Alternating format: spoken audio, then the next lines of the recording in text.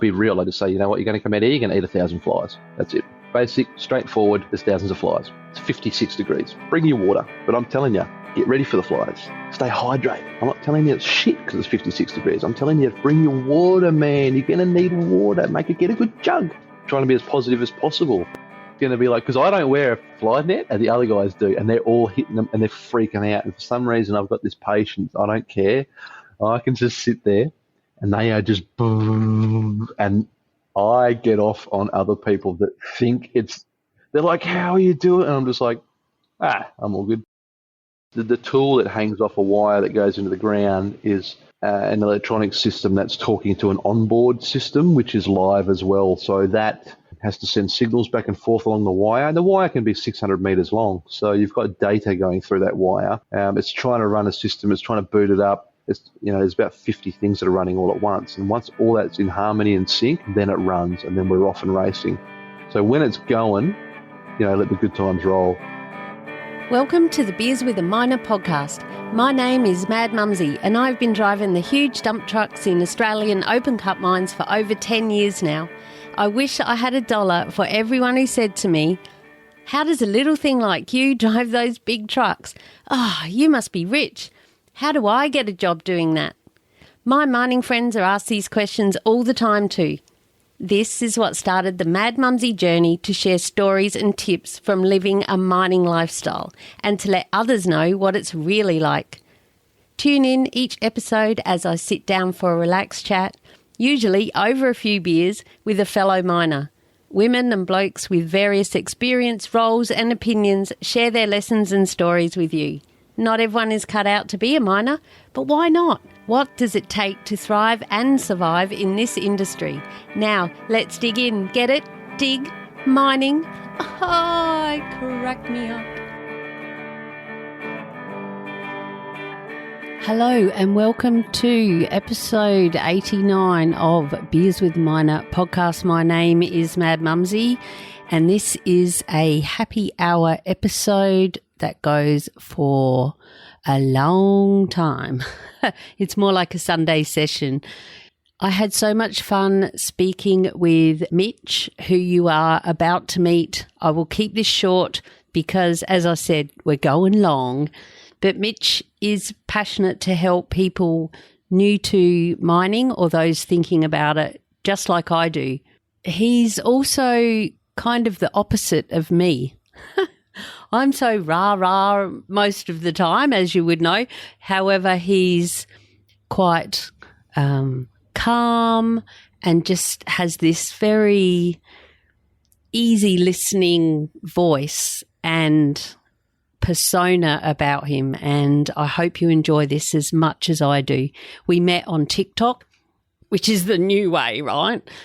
I follow people who are also sharing things on there about mining, and he's just getting fantastic engagement and sharing things all about working in the mines from his perspective. He has lots of videos from site as well, and we talk about how the hell is he allowed to do that, and also why, if you're not allowed to, you shouldn't.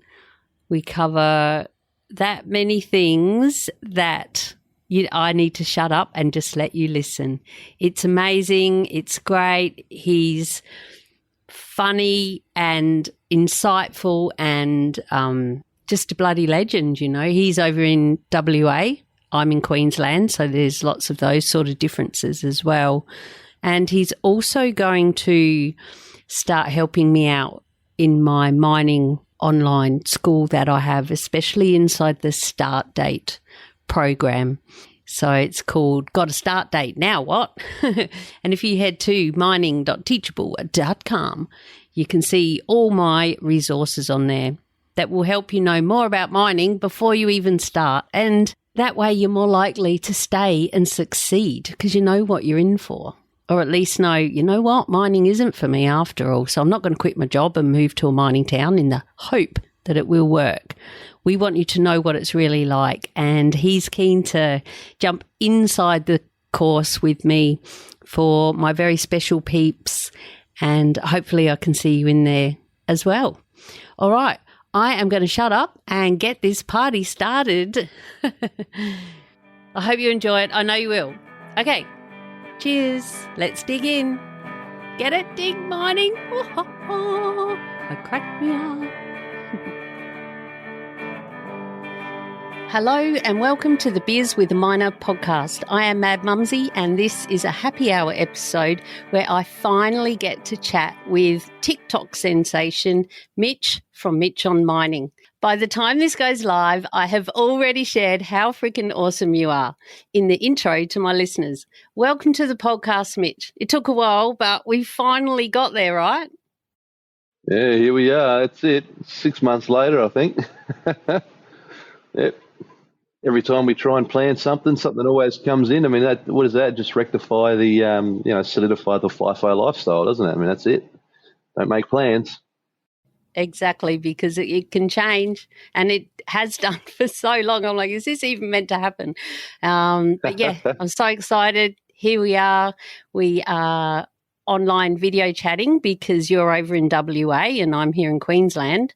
So, we've got the time difference, but it's always beer o'clock somewhere, right? Yeah, why not?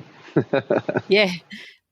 And as this podcast is called the Beers with a Miner podcast, I like to start these happy hour episodes with my guests sharing their favourite beverage and also their best time to enjoy it. It could be beer, wine, spirit, or perhaps even a cup of tea. What is yours, Mitch? Well, for today it's beer, and it's going to be Asahi because I love the way they come in massive cans and they're full strength. So, for every one, you might as well call it two. So that works for me. Time is fleeting, so sort of get back as much as we can. And other than that, it'll be like a whiskey or something like that. So that's a bit more of an evening drink, that one. And that's it for me. I keep it simple. Definitely. Don't drink on site, though. No. You don't? Ever? Never? Nah. Maybe. Sometimes. Just comes up every now and then, depends on what's going on. Try and do something with the boys, like make a changeover day, make it into something actually nice and something special, something interesting. You don't want to be a barfly, do that sort of thing and jeopardise that freshness for the next day, So yeah, that's definitely one of my mantras out there. Don't do it on site. We'll just save it for when we're at home. And that is a good idea, especially. I love how you said your freshness for the next day. I don't think I've ever quite thought of it like that. Like you want to be. You know what the opposite looks like. Well, you want to be clear and you want to be safe and you want to be under the limit and all of those things and well rested, managing your fatigue, all of those things. But freshness is a fresh way of looking at it. Definitely, and it's funny too.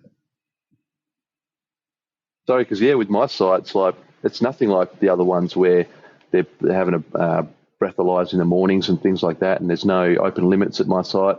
There is a 4-minute drink minimum, so you're already policed pretty well. But I tell you what, people will do that. They'll have those 4 drinks and they'll still sit out there till 9 o'clock or something, and you're like, mate, we're up at 3:45. That's just bad habit in my eyes. And then they drag their feet into the office, and it's almost like a competition about who can look the worst in the morning, and it's like, no, come on. We haven't got time for that. Don't start your day like that. Isn't that interesting, though, that they still sit out there even after having their drinks? I think for some people it's the connection as well. Some people just need to do that. Whereas others just want to go out there, work, eat, sleep, rinse, repeat, come home, then have a life. Yeah. Lots of different people do it in different ways. Yeah. A lot of people are doing, as humans do, it's a sheep and herd mentality. A lot of people are just doing what they think they should be doing because that's what the other guys are doing. And it's like a pressure thing. And even if they don't know they're doing it, it's very easy to fall into. And that's kind of one of the things I discuss as well. Don't do it because you think you have to. Piss away half your money on bloody overpriced drinks, and it's just a weird. I get new guys in, and they're the kind of things I chat with them about. I say you're going to have just as many friends if you go to the wet mess or not. Most of our team don't. Well, it's probably 50-50 really. So, don't feel pressured. Don't feel like you're going to get left out just because you're not part of the culture. Yeah, it's weird. It's interesting out there. Definitely has its own vibe, that. Exactly, and different sites and even different crews within different sites. You can be on the same site for 20 years, but then you change crew and it feels like a whole new planet because they do different things. Some crews are real social and others aren't. Some I've been on, if you didn't go to the gym, you didn't count. And I didn't go to the gym. No way. I didn't have time for that or want to. I'd rather sleep and be fresh. That sounded like my favourite sound in the world. Oh, hey, we're getting into it. Cheers. That's it. Cheers, mate. Cheers. My listeners know that's my favourite sound in the world because I drink out of a can, and it's that sound. It's so good. That's good stuff. I've been saving this can. Is it a special occasion beer? I've been saving this for us, because I know if I rip through it, we'll finally get a day that we get to catch up and I'll be like, oh, no, I'm not having a whiskey. I'm not going to have something too stiff in the morning. But beer's all right? You can crank them out. That's it.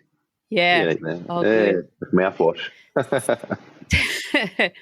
So, Mitch, how did you get started in mining?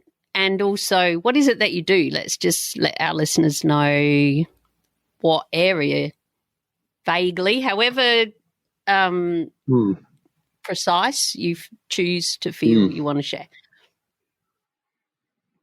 So, I was managing an auto barn store for a year and a half. I set one up in my town, and I was doing that. That's my main thing. Is I got an automotive trade background in auto glazing, so all your windscreens and door glasses and stuff like that. So that's what my trade certification is. And I've always worked in automotive stores or in automotive repair centres and things like that. So I thought, that's all well and good. I've got all the tools, I've got all the gear. I'm getting older, and you try and get more. I got into management roles, which I really enjoyed. And I just thought, I got to try and get your money's worth. Really, it's what it is. You can be busting your bum at home and working your 10, 12-hour days and 7 days a week, and it's just costing you your home life, really, even though you're home every night. So that was it. I got into an earth moving company, and that was my sort of transition from civilian stuff to mining stuff, and that got me a chance to have a play around with about 40 different machines, ranging up to your sort of 30-ton gear of all excavators and diggers and everything. So that went from having essentially no experience, but I did because I'd driven a lot of machines in my life, to having a bit more on paperwork. So that was going to be my in to the mining sort of thing, instead of being green and having nothing, like so many people are trying to do. Yeah, but and that's how it worked. And then, you know how it is. You put out 1,000 resumes like everybody does, and you've got to have something on there that's of interest, and you focus on these new starter opportunities and things like that. And that's what I did, and I just picked up a role. Definitely not ideal because I live so far away. I live in the southwest WA, and so I got to transit to Perth every time I do this. So I lose a full day going to work, and I lose 3/4 of a day coming home of my own time, doing 2 and 1. So, and what I do on site is I drive it's called a blast hole assay tool. This is all going to sound really boring because it's kind of is. No. There's no real way to make it exciting, but I'll try. So what we do is we come in after they drill all the holes on the blast pattern. So the blast pattern is it's iron ore where I work. So it's open cut, blast benches. They go through and drill a hole every 6 meters. It's a grid pattern. It goes down about 14 meters. That's the drillers, and they'll use big autonomous drills, and they'll use little manned ones to work around the edges and the perimeters around where it's a bit more dangerous because you've got the high wall or the edge. And we chase those guys around and probe the holes with a tool, a special tool that comes down, into the ground, goes all the way to the bottom, it turns on, and it has a neutron generator inside, and it pumps out a pulse, and it's reading what the return that comes back from the data from that neutron pulse. So then it's telling the guys, it's doing a 3D map of that entire blast bench and telling them, because when they actually blast, you'd know this, they just blast and the whole thing just goes boom, boom, boom, and it all just lands back where it came from. It doesn't fly everywhere and do this big parade. Well, it sort of just theory. goes up and then, well, in if the everything goes to plan, yeah, exactly. in the perfect world, you wouldn't even know what had happened. Yeah, it's so well contained, right. and they backfill it with the gravel and stuff like that, and they do really well. So, but this tells them, then they've now got a map where that's the waste, that's the good stuff, this is the premium, and that's the junk. So, yeah, we provide them with that data. So it used to take weeks for it to go back. That hand sample every cone, they dig a sample of 3 bucket sand shovel loads into 3 different bags, send that away from every cone, and we've come along and do it now. Now it's live. So the data goes up and comes back, and it's just constantly live. So what that equates, it's crazy stuff. Yep. I've got my hand go up. for it. I told you I'd interrupt when I don't know shit. So the people that get it with a bucket, or that used to, and I know a lot of sites, they still do stuff like that, is that sample prep? That is just manual sampling. Yeah, that's manual sampling. Oh, manual sampling. That's what it'll be. Righto. Yeah, just manual sampling, yeah. So you see them walking around with a shovel and a thread and fabric bags, and that's what they're doing. They're breaking up the cone and then putting little samples in, and then they fill the back of the ute up and off they go. So that'll tell them, because different parts of the cone are showing the different depths and the different materials. So that's how they're doing it that way. They still do it because, machines are down or we can't be everywhere at once. But, we've definitely made their jobs a lot easier, but they're paying for it. Yeah.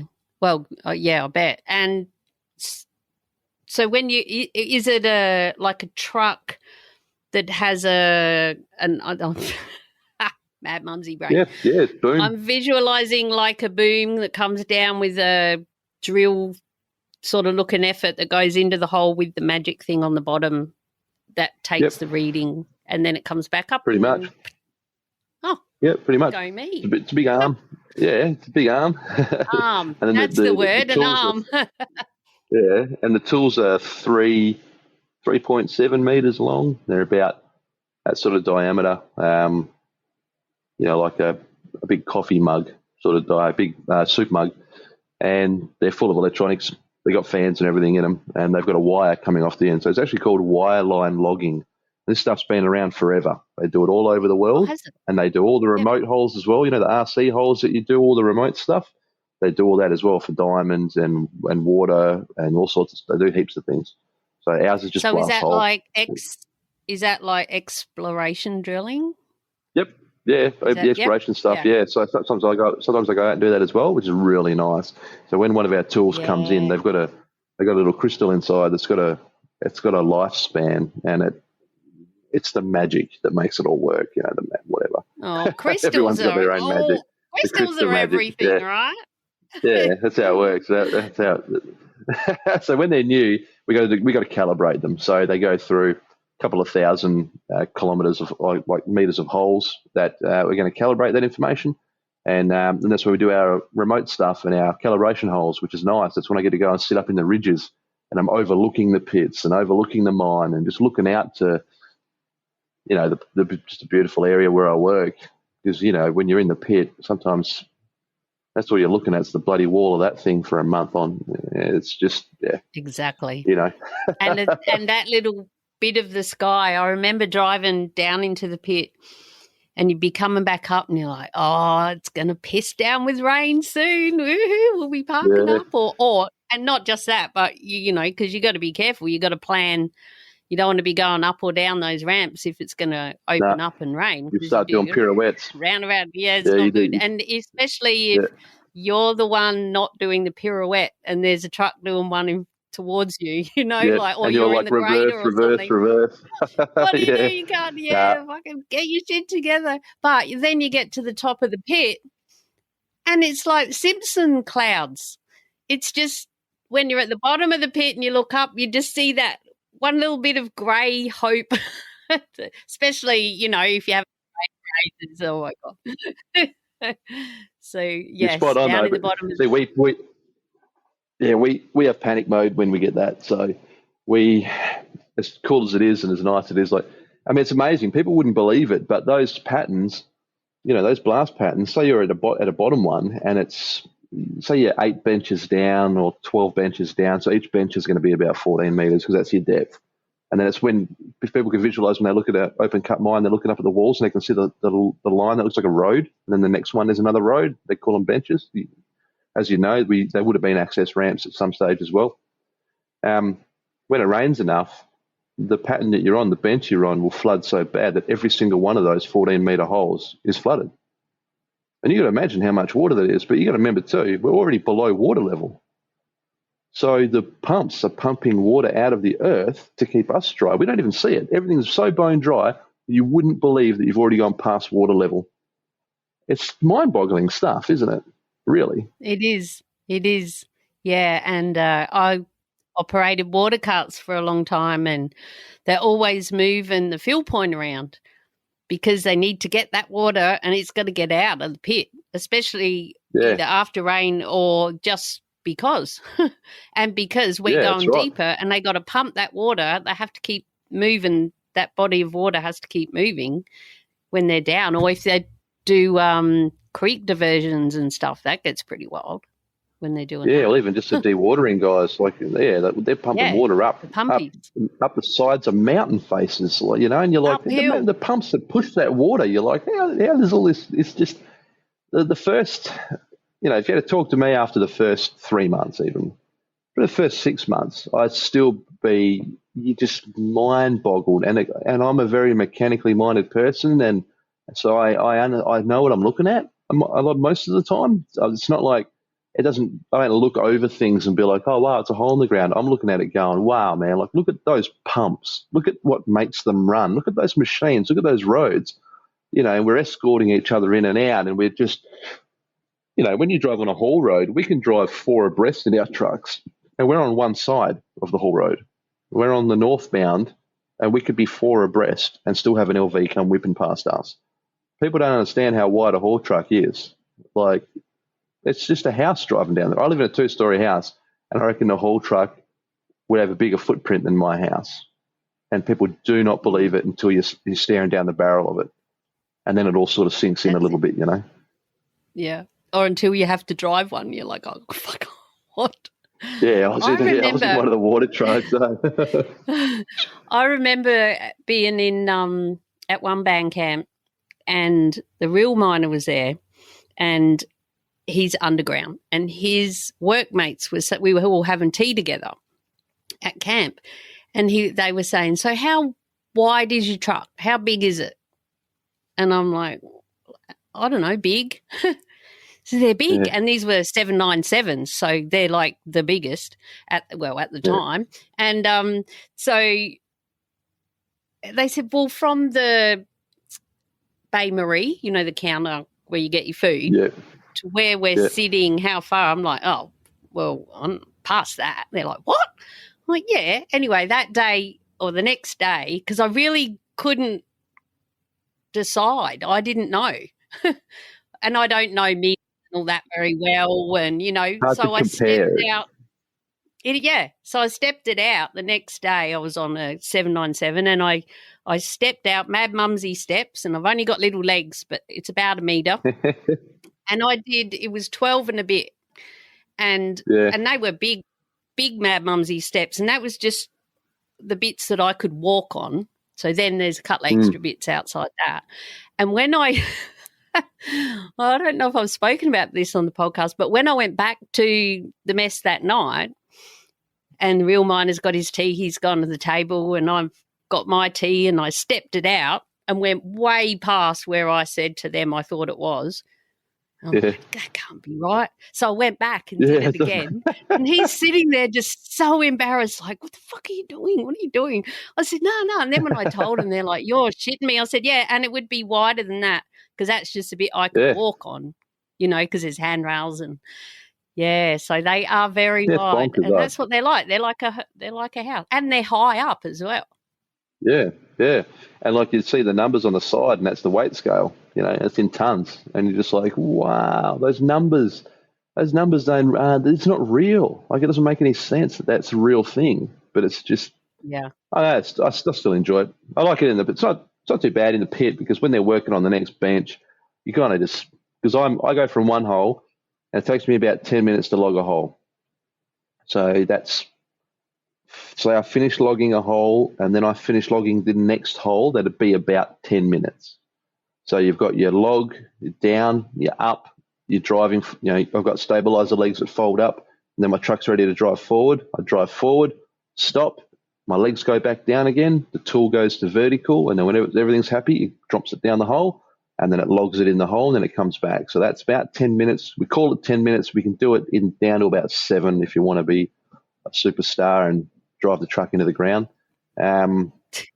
But yeah, call it 10 minutes, right? So you got to think, if I'm sitting there and I'm on a pattern that's got, and you've seen how big they are, I don't know, 5,000 holes on it. We're going to do every second row, and we might do every hole on every second row. So you're just looking down the barrel of hundreds of holes in a row, and that's it. You'll just do a row, and that might be your shift. 10 hours of that. I'm telling you, that's where starting TikTok comes from, when you're left doing things like that with your time.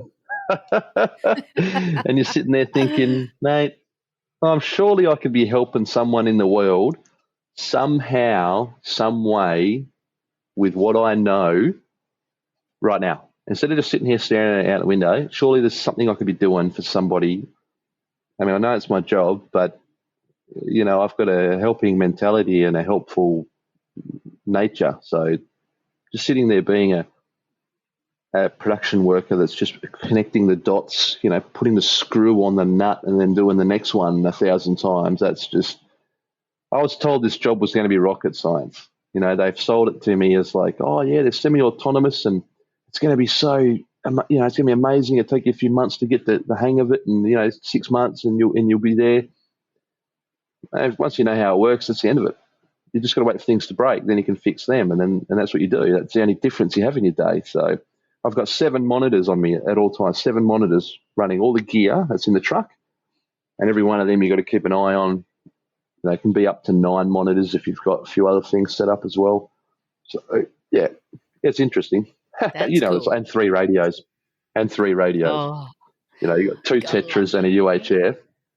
Yeah, everything's got to be on, and you got to hear it all. And I've got about 50 other alarms and handbrake, door open, bird's nest alarm for the winches.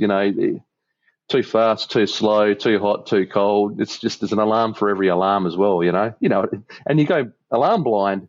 I'm just sitting there listening to John Butler Trio or something. I'm like, that doesn't sound like a banjo. And I'm like, alarm's going off. I'm like, I think it's the music half the time. Well, that's right, and it's like signs. And my sister, who's been on the podcast quite a bit, Hard Hat Mentor, Steel Cap sister, she always I've never forgotten for years. Part of her, she's a culture and leadership specialist coach now. There's a train. Can you hear it? Yeah, I heard it go fast. Did you hear it go? Doot? Yeah, because there's a crossing as well. So that means we have to have a drink. Ahoy. Cheers. Oh, that was a little one that's gone. That was only a little one. That's good. And she says, sign everywhere, a sign, because they put up a sign, and once it's been there for so long, you don't even know it's a sign. You don't look at it anymore. Sign blind. And it can be the same with alarms. Yep, that's what I say to the new guys and that. I say, man, signs. I said, do you know what sign blind is? And they're like, oh, yeah, no, whatever. I'm like, you'll get that with your alarms. And the funny thing is you get in a truck with someone green and they hear things differently to the way we do because we're already tuned to it all. So we'll hear an alarm and just be like, I don't care about that. You don't even hear it anymore. But they'll hear an alarm and it will just keep going. And then you're looking at them like, are you going to do something about that? Can you not hear that? Like, what's going on here? It's so weird. But other times you'll just be thinking in a different train of thought, and you'll be like, I don't care. Like it doesn't mean anything. Doesn't matter.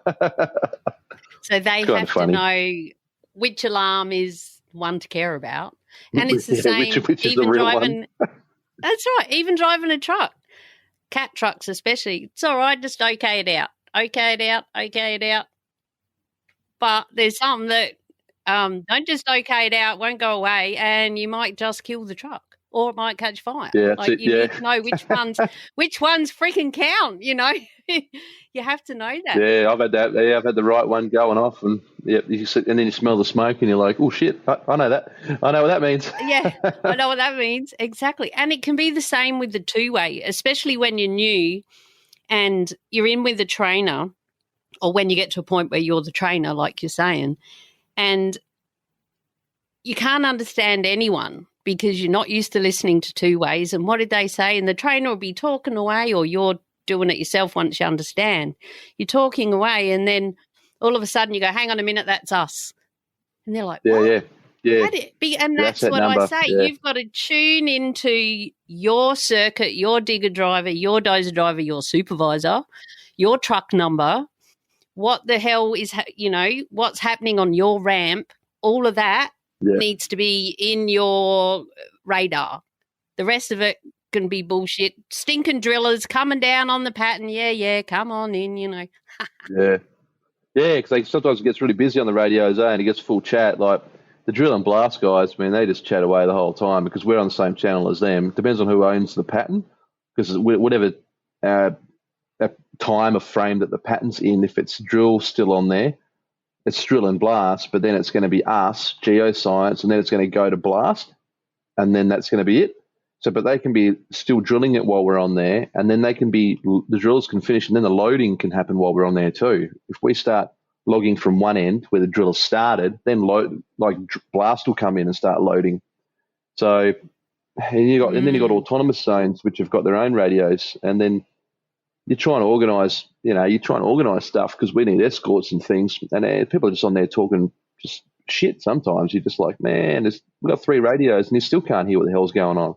But you're right. So once you're out, I see in all your big trucks, they write the asset number on the windscreen, or on the windscreen and on the visor and on the dashboard and everywhere. So you're in, WA 612, whatever that is. You are in that one. Don't forget which truck you're in. Right. Yeah. Yeah, because it's got the number on the outside. Yeah, it's on the outside. Yeah, you can't do it. Yeah, exactly. So...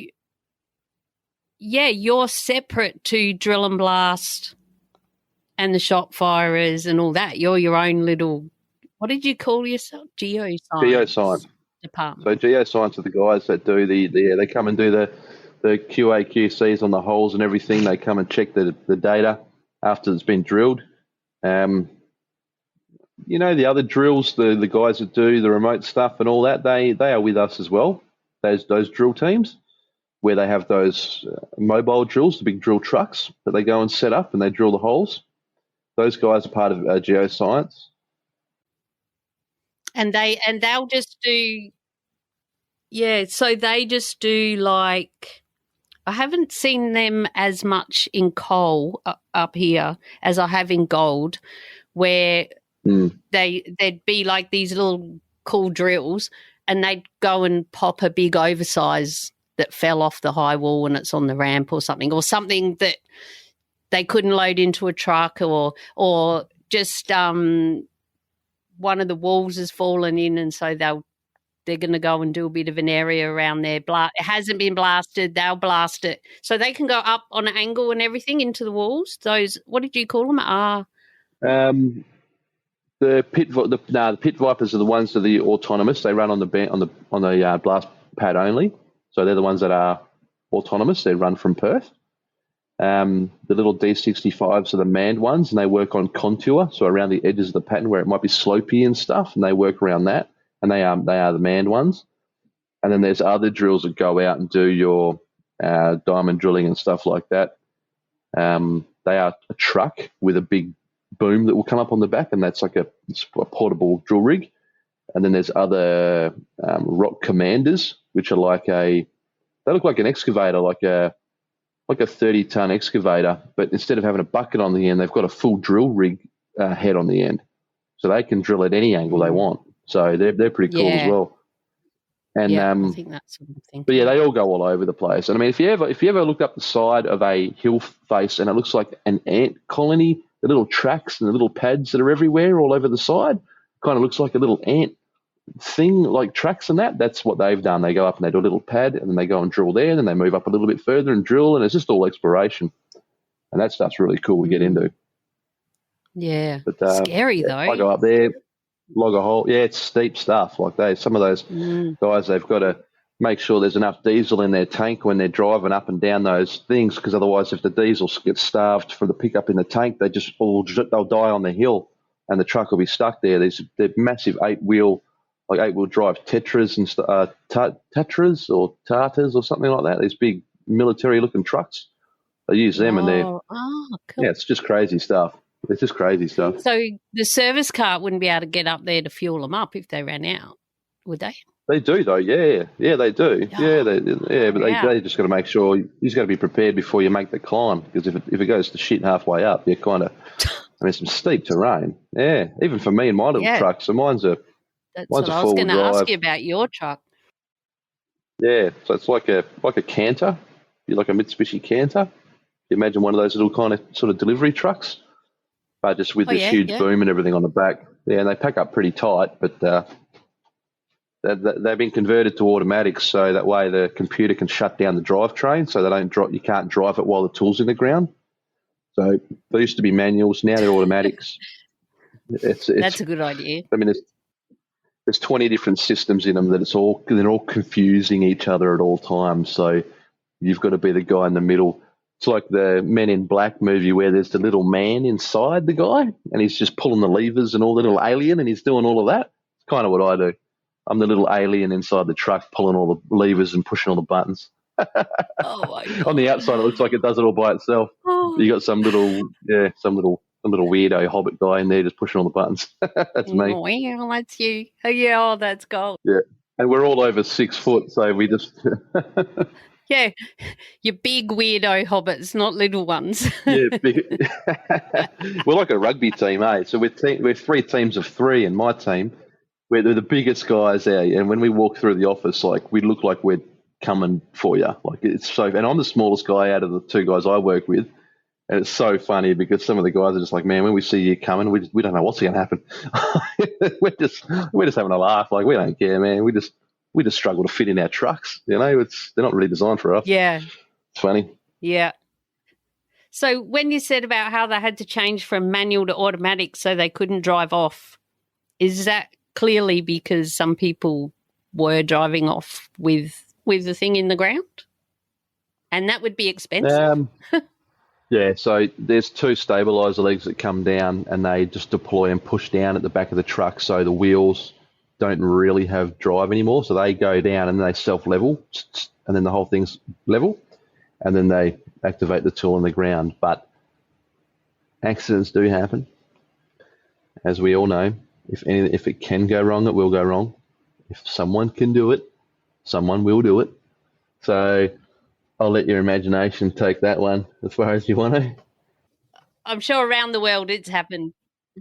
Well, we're the only ones that have got these things. We've only got about 25 of them maybe. It's our own tech. We are moving worldwide with it. But, it doesn't take much. You only need 5 people running the thing. All 5 of them are going to do something different. I'll tell you, it's hilarious. I've seen some pretty wild stuff, but yeah, that's one to put in the history books. Not, I've seen some funny stuff. It's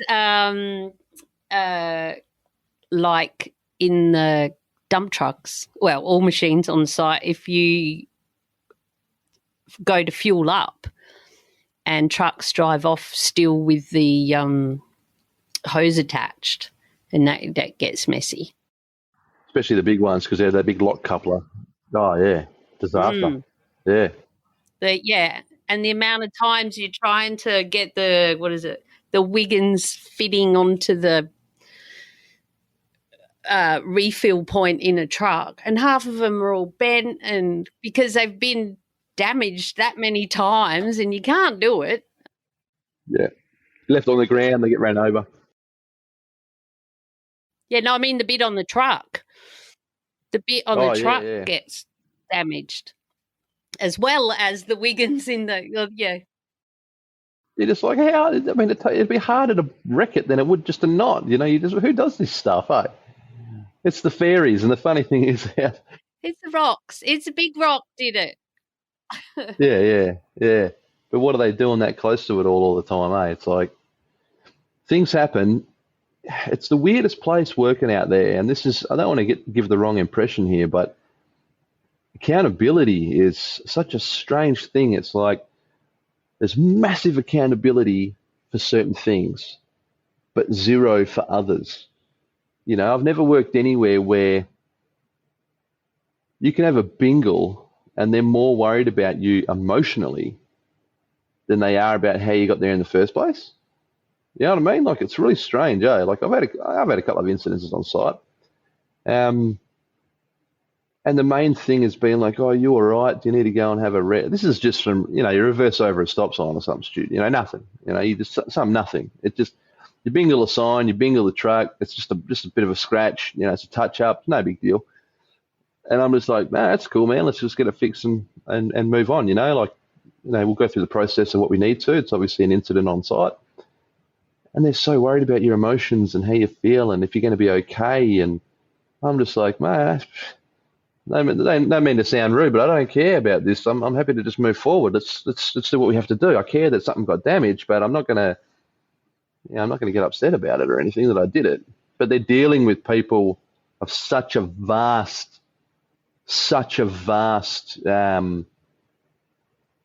emotional statuses and life skills and worldly understanding. You got people out there that don't know how to butter bread. And it's a weird place. It's a weird place for me. I come from a tradie background where, people beating each other up and lighting each other on fire and flicking razor blades at each other and all the crazy stuff that was, like, we all thought it was fun, and I had to go into a retail sector where it was working with younger guys and people that had like feelings and emotions and you couldn't do things like that anymore and it all changed. And then I get out on site and it's just like, wow, I'm so glad I was already conditioned to the mental health considerations of an employee by the time I got out there, because you get these hard case guys out there that are still living in that world from, you shovel shit from morning to night. You got a problem with it, too bad. They'll whip you with the shovel, it's too bad, so sad. If you can't do it, you're a sissy and all this other crap, And they're still out there now. That blows my mind that those people are still around. And I'm kind of like that in the core where it's like, let's just work, man. We got to get this done. But you need to learn on site to stop, step back, do the procedure as it's required. There is no rush. There is no panic. There is no shit. We got to get it done right now. Well, I haven't experienced that. That's just my take on it. And that's weird too. I love it. I feel very safe on site. I really, really appreciate the way things are done out there. Other people would say different things. If you knew where I worked, you'd know all about it. But no, I feel safe. Yeah, I like it. I appreciate it. And it's a fine balance, isn't it? And there's just so many grey areas across all levels of mining when it comes to even training and procedures and all the things on most sites. Alarms, signs, it's like, there's this, but that one's all right. And then now how it's moved, like you said, that I guess it's I see it as a good thing that they now start to care about people's mental health and their emotions, which I'm sure you're not saying that you don't at all, but it's interesting that that's what they're going to first instead of now what went wrong, what can we do to prevent this from happening again, so people don't reverse over a stop sign. How did it end up that this even happened? To how are you doing? Are you all right? Are you okay? do you want to have a cup of, no one ever, once a supervisor said to me, are you all right, Leanne? I'm like, not really. And he said, go up to the cribber, have a cup of tea. I'll be up there in a minute. Right, copy that. Like I'd been hammered by big rocks all night and then just got absolutely hammered by one. Had to take it up the dump. And when I was tipping it out, it lifted my truck up and rocked me around, and it was night shift, 3 o'clock in the morning, and the dozer driver saw it, and he's like, on the two-way, fuck, you right in there? I'm like, no. Yeah. And he's watching all the lights flashing all over the place, eh? Oh God, yeah, and alarms going off, yeah. And when it's come back down, it smashed back down, and then the tray followed down, and that's when I kind of got to the point, I don't want to do this anymore. I'm getting a bit over this. I'm getting too old. Yeah, no, that was too much. But he cared, which was nice. Yeah, it's handy, It's like it's weird. It is. I don't know. It's different. It's weird. Other things. There's other things I found weird out there, but it's going to be personal to you to going out there, and it's like where I live, there's not a lot of multiculture. And as weird as it sounds, I don't care about anything. I got no drama with anyone, and no one's different in my eyes. But when you don't see much multiculture, you go out to a mine site, and I tell you, if you were someone who had a biased opinion about people and things like that, you'd be inundated with it. Those people that have those mindsets ingrained about people from where they come from or what they do or how they look or how they talk or whatever. If you got any of that going on, you got a chip on your shoulder with any of that, mining ain't for you, man. Like, that's it. You go out there now, and even on my crew, it won't last so many anymore. No chance in the world, eh? Like, you could be in my town here. I've got,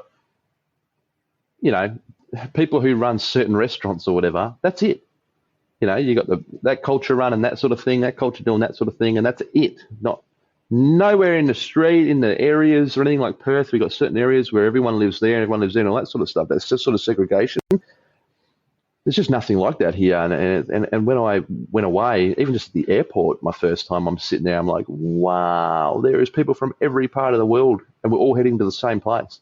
And then I got there and I was just like, wow, man, this is crazy. And then I met my team and I was like, far out. And it's funny how certain people do certain things.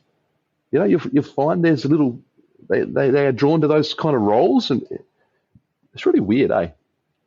But if you didn't like it, you'd struggle with that because it's very, very in your face and very pronounced, and it's strange. There's a few strange things going on out there. I tell you what, if you're someone that's got strong opinions about things, then it's definitely not the place to go, because you're gonna, I don't know, you're just gonna eat yourself alive, I suppose. And if you don't get shut down by your crew and the people around you, which sadly sometimes doesn't happen when it should, they let someone be like that on crew, then it can go, there's so many levels that it can go to now, especially where they care about discrimination and they listen, and there's steps and there's this and there's that and there's consequences, and people get fired or moved. A lot of times they'll just move people to a different crew, which isn't changing anything. It's just moving the problem around. And then I've seen this quite a few times. Then they end up getting turfed and they just go to another mine and take their bloody the same thing happens again. Shit attitude with them. Yeah. And I love that you're saying that. If you're like that, don't go to mining. Don't do it, man. No, because you've got to live with these people now. Exactly. And you've got to look after each other, and you become family. I always say you don't have to get on with you don't necessarily want to. You have to be best mates with everybody. You just got to have or love them all. And because I'm such a nice, friendly, happy, open soul, and I just want to be friends with everybody. But once I learned that, no, it's all right. It's like family. You've got the weird uncle and the off-tap cousin and the ones you're happy not seeing only once a year. The stepdad and the old bloody cranky granddad. And But you do, and because you have to. If you want to Yeah, stay there, yeah, but you you don't, have to. and you're not scurvy. Yeah, and you can't like because I'm in a team, so we're 3 teams of 3. So the 2 guys that I'm teamed up with, we're solid as. But even we admit we're like, man, we're not going to hang out on R&R. We got other shit to do. Like we live together as is. We don't need to do that. So one of the blokes I have breakfast and dinner with every day. That's just our routine. And the other guy, he goes back to his room. He does. We don't. We all catch up on site, but we're pretty busy with what we're doing in the trucks. Once we're out there, we're in our own truck, and we're not there fluffing around. We're not chatting and hanging out and stuff. And then we come in and do we do our handovers in the morning, and then in the afternoon. If you get caught up in your catch up with the next crew and all that, having a laugh and that, you stuff your handover up because you've got paperwork to send off and files to upload and all this sort of hoo-ha. The 12-step bloody program instead of it. They like to make things convoluted. It's just it's a pain in the ass. You're just like click enter and then click OK.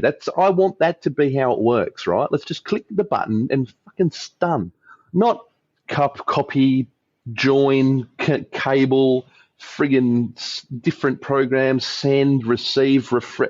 Dude, multi-million-dollar operation here. We're piss farting around with all this shit. I'll tell you. That's just me having a little cry because I'm like, mate, let's get in there, let's get it done, let's get out.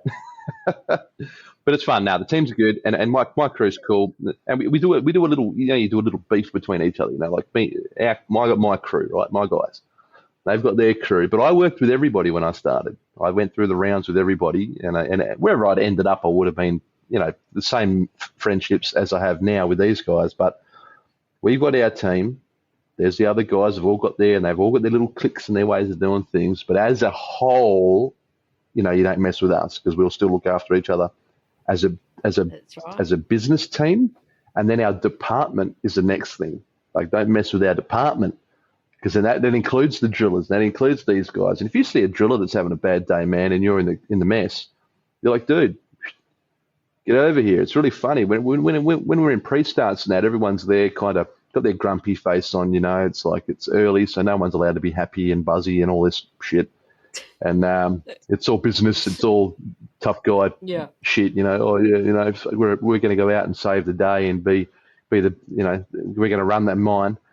But when you're out on site and you see people, everyone's waving, hey, and everyone's mates, and everyone's out the window honking the horn, giving each other shit on the radio, And at the end of the day, when everyone's burnt out and stuffed and they're all just covered in shit and everyone's had enough, then it's just like, yeah, man, good day. We made it. Another day, tick it off the list. And then you go back to your room and then the morning starts again. And then there's that funny little grumpy silence again in the morning. And you're like, dude, we all get along so well out on site when we're passing each other.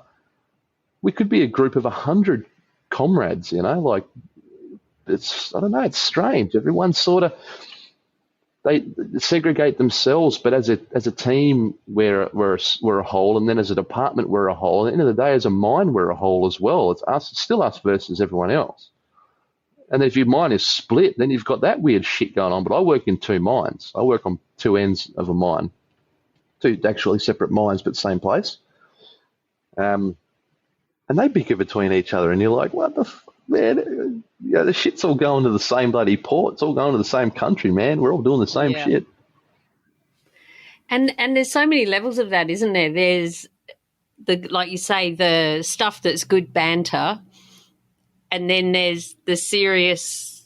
No, but we really don't like that crew because when we change over with them on our last day, their OC does the drive around and he just picks us. Like, all we want to do is go home, and he'll call up each truck and, do you know what your hazards are in this area? It's like, fuck off, we just want to go home, man. He's just had his week off and he's all fresh, and so we don't like that. He's full of bloody nah. Yeah, and then there's always have you seen the song? It's on YouTube, I think there's a thing, and it's the other fucking crew. It's hilarious. Yeah. There's a few different versions of it. And so we always say that about, the crew that you swap out with. So, they set us up again. Bloody A crew set us up again, and we've got all the lighting plants are in the wrong spot. and they started a drop cart and just didn't get everything finished and then just went home, and we're on night shift and we've got to go and do the shit bit that they should have done on day shift. But we don't know what happened during the day. You know, decisions that were made that are out of their control. Yeah, they were down the other end of the mine. They had a flat tire. It was just shit. And no one. We kind of get it, like, because there's definitely a cross shift that you want to cross shift with, and then there's cross shift that you're like, oh fuck, the truck's gonna stink, and there's gonna be shit laying around, and you're like, man, yes, I don't want to deal with this crap. Because I'm a bit of a hard case, you know. I've worked with a lot of people, and I've had a lot of people work. I've had to manage a lot of people. I've had to work with very, very difficult people before, very difficult people, and difficult in a comprehension sense and a behavioural sense. And because I worked with a disability support agency working with guys, and at the end of the day, it was my methods work, because I got guys that weren't leaving their house, and then for 2 years, and then I had, you know, their whole goal was to make a sandwich, and in the end I had them working and riding around in town and going out and doing their own thing. So the system works. But in line with that, it's a bit of a hard case mentality, and it's a bit of a discipline thing where it's like, mate, we've got a job to do here. Let's kick some ass, you know, let's do it. If they don't have the confidence to do it on their own, I will share my enthusiasm and I'll make myself bigger to be able to share a piece of me that they can use it, and give them strength and courage to do the right thing. That's what I struggle with this in mining, when I was saying about the behavioural things before, and the you know, like if something happened to the truck and you were operating the truck, who's responsible for that? You are not. Someone was driving the truck and something happened to the truck. Oh no, I don't know what happened. That's not the answer. I'll fucking tell you. It drives me up the wall, eh? Like, you just look at something and you're like, dude, how did that happen? But you do know how it happened, and you know who was in the truck. But there's such this weird culture thing where it's just like, oh, nah, I don't know. No one knows how that happened. And that's really funny for me to wrap. It took me a long time to wrap my head around that. A very long time. That's those fairies you were talking about earlier. The fit, mate. Yeah, you know them. And you're just like, well, that's kind of weird. They're bloody. Yeah. But then you know what? Sometimes something might happen that you might forget to because days are long. And you know that. Days are long out there. People don't get that. In our days out there, it's 2 days. It's minimum, because you pre-start, and before you even set off, there's already a couple of hours worth of stuff. The world still hasn't even woken up yet, and you've done so much. And your morning, you could be in one place in the morning, another place in the afternoon, and the people you interact with, the sites you're at, the different rules, the different tasks you're doing. The days are long. At the end of the day, sometimes you have a handover and you're like, nah, it's all good. And you're like, oh, shit, no, hang on, that's broken. This snap, doesn't work anymore. You know, you're like, oh, fuck. Yeah, oh, gosh, flat tire. Like, shit. Yeah. Because you don't want to hold on to all those things too, eh? And, you know, if there's something that's not working in the truck and you just sit there and cry about it all the time, you just do your head in. But sometimes, you know, sometimes you're just like, fuck, I don't want to think about this shit anymore, man. I just want to bloody potter along and do my job. And yeah, it's so funny at the end of the day when you're reflecting on it all, you're like, oh yeah, the wheel fell off. Forgot about that. And we spent half the day trying to get it bloody sorted out.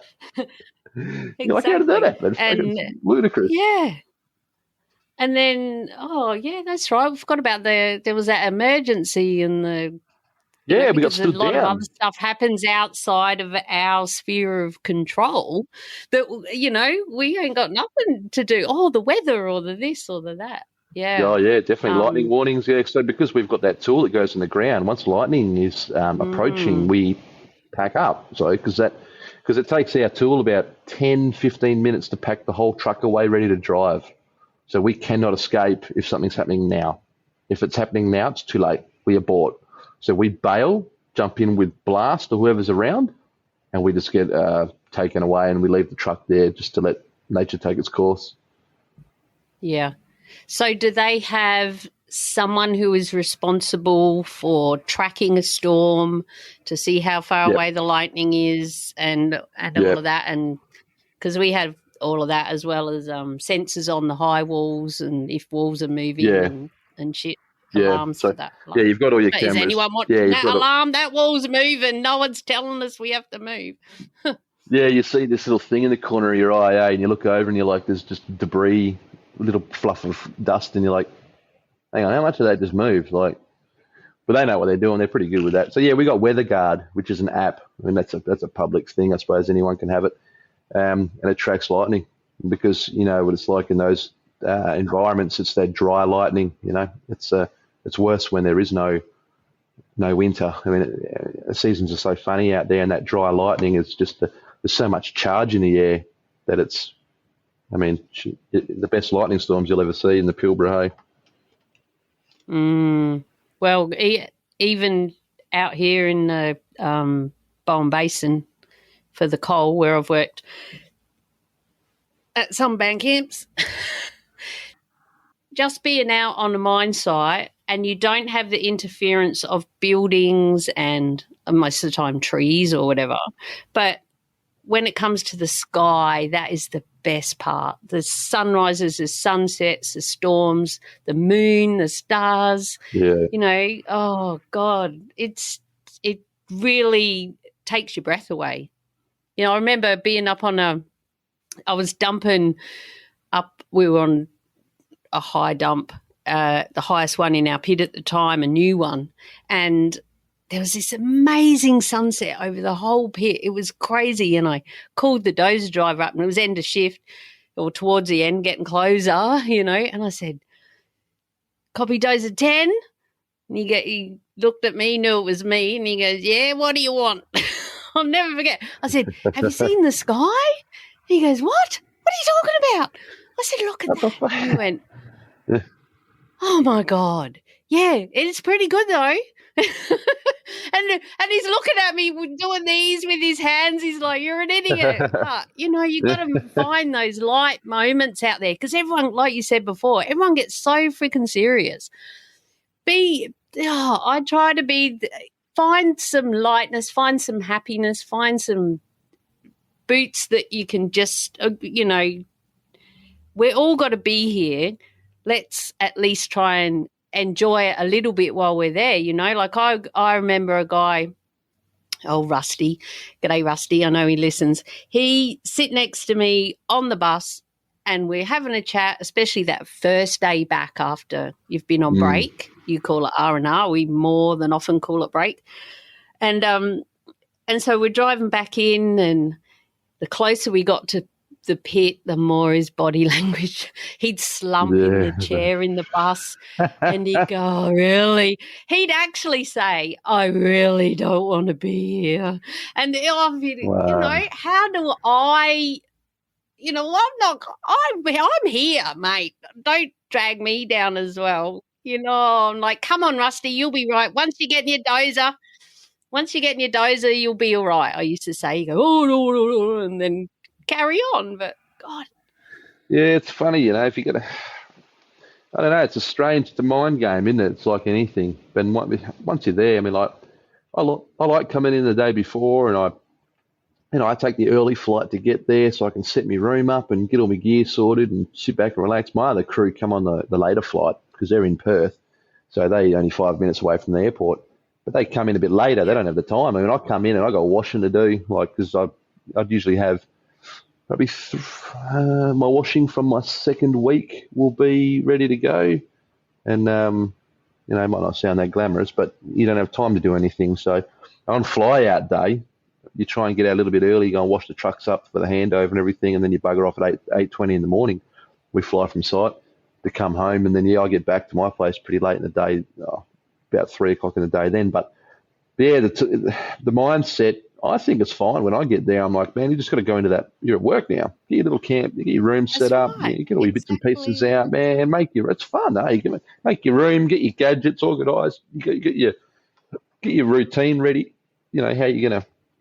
Now you're going to ring and chat with rellies and, you know, your family and stuff during the week and what's going to happen next. I mean, it's never really – the interesting thing is because you've got service guys and stuff that do their bit, you know, and if you drive the truck, there's going to be a technician that works on it. You're you don't have the responsibility of sort of busting your ass all day long in most of the roles, because liability comes down to people who are actually ticketed to do what they're supposed to do. It's not so much it all falls on your hands no matter what happens. So you don't have this continuous pressure that you have to just keep the machine going. Like, I don't have that perception of pressure at all. And I think a lot of the machine operators wouldn't, they kind of ring the bell and go, no, I'm out. Like, the truck's stuffed and someone's got to come and fix it now. So I don't know. It's strange. Some people start their day, but they're the ones that are staying up late. They're the ones that are drinking piss. They're the ones that rely on coffee to keep them alive and all this, and energy drinks and all this junk, They've put their bodies out of balance and their minds go with it. So those people will struggle. But I could not imagine being somewhere like that and just being like, I don't want to be here. Like, that is just so far away from reality to have that mindset. The damage that it'd be doing to you mentally and then physically, sometimes would be irreversible, That's right. And sadly, it's very common. Yeah. And I've had that, and my listeners who listen to the podcast know that. Various reasons over the years, I've been exactly like that. And the thing is that a lot of people get to a point where they can't leave because of the golden handcuffs. Do you want to speak to that? I've spoken about it a lot, but let's hear what you say. Yeah, definitely.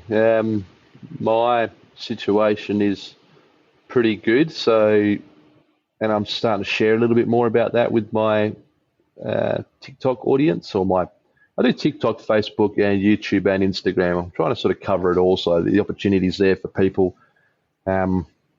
It definitely is providing a service for people. So the more I can share it with, the better for them in the end. But I'm sharing with them a little bit more now the reality of what I do, because I did do a video about when I'm on break saying I don't really do much. I just sort of hang out and that sort of thing. I touched on it a little bit earlier as well. I've got to interrupt. They're the ones where you were topless in the pool. This is where I just hang out. Yeah, I just hang out in the pool. Yeah, so there was that one. Yeah, that was my first one. Go, Mitch! He's really coming out. He's coming out. Coming out. Well, that's it. It didn't get me any extra followers, I'll tell you that much. I might have lost a couple. But that was trying to help people where it's like, you don't have to be there for everybody. You don't freak out about going and seeing Jim, Joe, Jeff, Fred, friggin', everybody, because that's going to do you in. You're going to be working harder when you're at home than you are on bloody mine site, and that's, I got it. One of my guys gets a bit of that, he finds it very hard. I don't, I get a little bit recluse, I think, I don't, probably for the first 6 months. It was funny too, because when I started, I digressed a little bit. When I started, I had to shave my beard. So I had this beard for 10 years. I'd only shaved it once in 10 years. It was 8 years ago. But they said I had to shave it because I had to do the fit test. So you got to make sure a mask is going to fit on your face. And then they said to me, that got snuck up on me at the end of the interview, and they said, you'll only have to do it once. For a fit test, that's it. We'll send you to a site where that's not required. I said, yeah, okay. I said, other than that, the beard's coming back. And then you get to site and then, let it start growing back, and then people start going, oh, you're not allowed to have a beard here. And I'm like, well, mate, I tell you, I was told differently. So that's another thing for the listeners to, it's a whole nother story there about being told one thing and reality is another. They need boots filled. They need people on the ground. Yeah. That's right. And I'll just bring it in the beard thing. That's happened to the real miner and quite a few people that I know here, because underground, some sites you can't work underground if you've got a beard or a mow because of I think it's the self-rescuer has to fit. And they've done heaps of studies, and the union have, fought against it. And so some sites let you have a beard, some don't. Some let you have a mow. And then they have their 14-day growth, and then just shave to go back to work. But the real miner has told me about, he's been at inductions and they said they've told people you can't have a beard and they just get up and walk out. They're like, well, I'm not working here then, and go. They're like, nah, nothing's worth my beard, man. So it's something that I don't think I've brought up on the podcast, but it's real. Yeah. And, it's funny because it's like, it's some interesting ways you can look at it and different ways you can put it. And it all depends on whatever you want to believe. But, it makes me who I am. It's a part of the whole package. I mean, I don't know. It's not like you could say to a woman, "I'll shave your head," or a bloke, "Shave your head," or some other crap. It's a hard one. But at the end of the day, I fought it, and the parent company, I spoke with the hygiene officers and everything, and then if I was willing to pay for a positive air pressure respirator, a PAPA, that's a full head helmet that has filters and fans, and it blows fresh air in on your face. I did all that research and then found the product, and then they approved it for use on site. So I have my own one. I paid for that. How much was that? I know the listeners are wondering. That one I got was a Pure Light Extreme, it's called. They are from a company in Australia. I think it's ATB products or something funny like that, but it's called the Pure Light Extreme, and they are about $800 something. So that is the alternative to that's the alternative to the 3M, the Pure Flow. Not the Pure. What's the 3M one? They have a AdFlow. It's the alternative to the Ad, because the 3M one's about $2,300, and it has a pack on the side of you and a hose to them and all this sort of gibberish. The drillers have been issued that now from their company. One of the mobs I work with there, they've been issued them so they can have their beards grow. Because at the end of the day, right, if you want to argue this point, this means everybody on that site has to razor shave that morning, if that's going to be the policy. Everybody. And you think they're going to check everybody's face razor shaved every single morning? The supervisor that's going in the pit, the service vehicles, everybody. I mean, there could be women that have got more hair on their face, they need to razor shave their face as well. True. Because what they do is they'll show you a zoomed in grain of hair to a seal. Have a little pluck. But they'll show you the zoom in and show you why the texture is so important to the seal. So it has to be, after an hour, some blokes have already blown it after shaving because it's just so coarse it's coming out, and it's not going to seal perfectly. Right, yeah. So really, it's a strange argument, isn't it? You can get technical, and really I'm just a stubborn bastard that at the end of the day, the missus said to you, if the beard goes, then good luck when you get home. I said, yeah, well, I want it back too. Well, I will say to the missus, you went through it though, didn't you? Because it happened. You did lose it once. I did it. But with the real miner, when he did and went to work and came back, I'd forgotten that he – and I was like, this is kind of like a new fella, Yeah. And it was a bit fresh after a few. I'm like, all right then. But then it was like, and because he had no mow either. And, that was weird. But, yeah, he's got a mow back, I think, now, so it's all good. But it's important for blokes to know, and women, I guess. If your bloke has got a beard, you love that beard, little goatee even, and you're like, get a job in the mines, pay off the house, bro, let's go. Yeah. What do you mean you're going to shave off your beard? Yeah, and if you're like, man, that's ludicrous, and so what the roundabout part of that story is, so I went and did that the day I had to do the fit test, and when I got home, because I'm pretty well known in my town, and I worked in a pretty, I was sometimes talking to 100 different people a day in one of the roles I had in town here. I would go out and no one would know me, which was kind of handy because then we would get in and out. We'd go and do our shopping and things like that. And I didn't call it because, I tell you, I go to buy butter or milk, and I'm there for 4 hours, so it's just every aisle you go down to somebody else. We joke, we always go, oh, how many people today? And we'll be like, I reckon we'll get stopped by 4, but we'll probably see about 6 that we know, and you have a little wave. And that's, your Bunnings and your Woolies and that sort of stuff. It's funny. And but yeah, we're very much part of our town. Yeah. Yeah, if you go to the local, it's guaranteed. But so yeah, people didn't really know who I was. So I went through this weird sort of phase where I wasn't going out much, and then when you come back from site, because everything is so well managed there and so well run, and like people aren't stupid on the road, the vehicles are all in reasonably good nick. People aren't cutting each other off. They're all banged up. There's not signs aren't all smashed. There's not burnouts and shit all over the roads. You come back to town and you get this funny anxiety about driving again with people. And because I'm landing in Perth, my hometown is not crazy compared to Perth, but site is very, very well managed and well run. And you've got asset number all over you, so you can't do anything stupid because you're going to get pinged by somebody.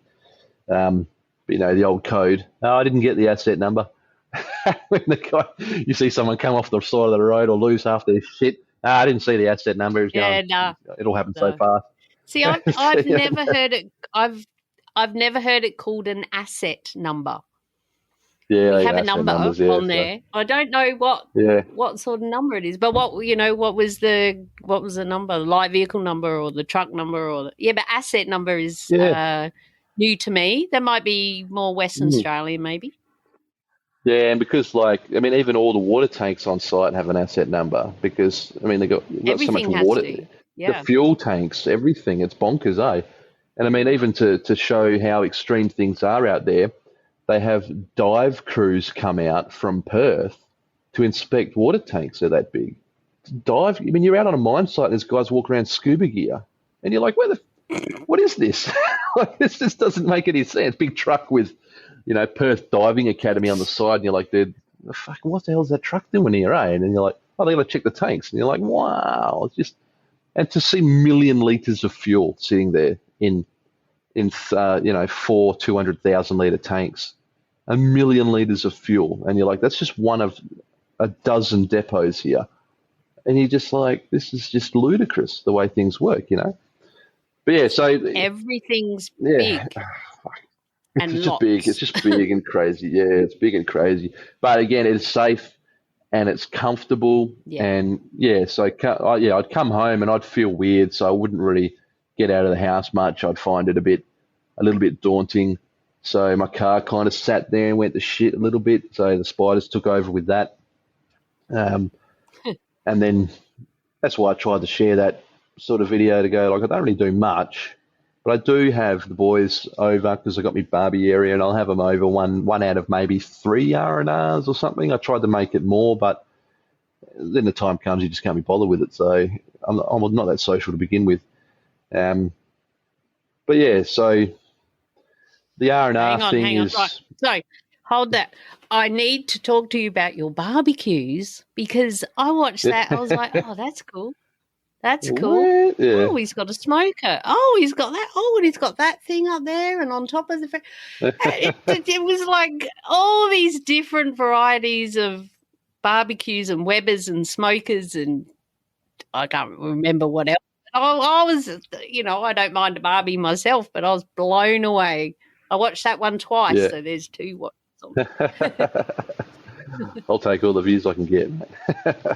But that's it. So that's where that's why I'm doing those ones now, because it's like the point was FIFO hasn't bought me any of this stuff. Nothing you'll see when I do those upcoming videos of my comfort areas and things like that has come from anything to do with the money I've earned working away. So that's my barbecue area. That's been my setup for 6 years. I got rid of some, so I had a few more Webbers there. That's just how I cook. So even last night I did a pork belly on the rotisserie on the charcoal. So, and I like to do that because it gives me something to do when I'm home. It keeps me busy. I'm provide for the family. And they're cooking it's me. It's a bit of heart and soul cooking food like that. You can't stuff around, otherwise you'll burn it. You'll stuff it up. So I like that. Sorry, I'm losing my bloody breath. Time for another beer. You're right. And have a drink. Have a drink. Have a drink. Yeah, here it comes, fresh out of the fridge. Right. Well, So, you're yeah, fresh that's why I out of wanna- the fridge. Hang on. I've just got to go and get one. Yeah, cool. Yeah. Hang on. Now for a word from our sponsor, Julia Hartman and the Bantax Accounting Group. If you head to bantax.com.au/miners, that's BANTACS, you can download a free booklet all just for us miners. And there's also a spreadsheet in there that helps you check off what tools you have for your trade, like your isolation lock, work boots, 7 shirts, all of these sorts of things. And you can weigh them up and it'll tell you if you qualify weight-wise to claim your trips out to work. I strongly urge you to head to bantax.com.au/miners and tell them Mad Mumsy sent you. Okay, it's my turn to crack a can now. Ready, listeners? Yeah, let it rip. That's the one. And now, because I've got off red wine, but when I'm home, I drink beer in a wine glass. Because Keep it's it just fancy. weird, and now I keep it fancy, and you get like 2 beers out of Yeah, 1 can. turns into 2. Not 4 like your big one. No, I it's love good. it, Yeah, So, I love that can. speaking of family, how do you go working away? And have you got kids? You know, how's all that work for you? Yeah, so, engaged for 18 years. Oh, no, together for 18 years, engaged for 16, and, just tied the knot on the 16th of December. And in the meantime, we've had our 2 kids. So we've got a 15-year-old son and a 14-year-old daughter.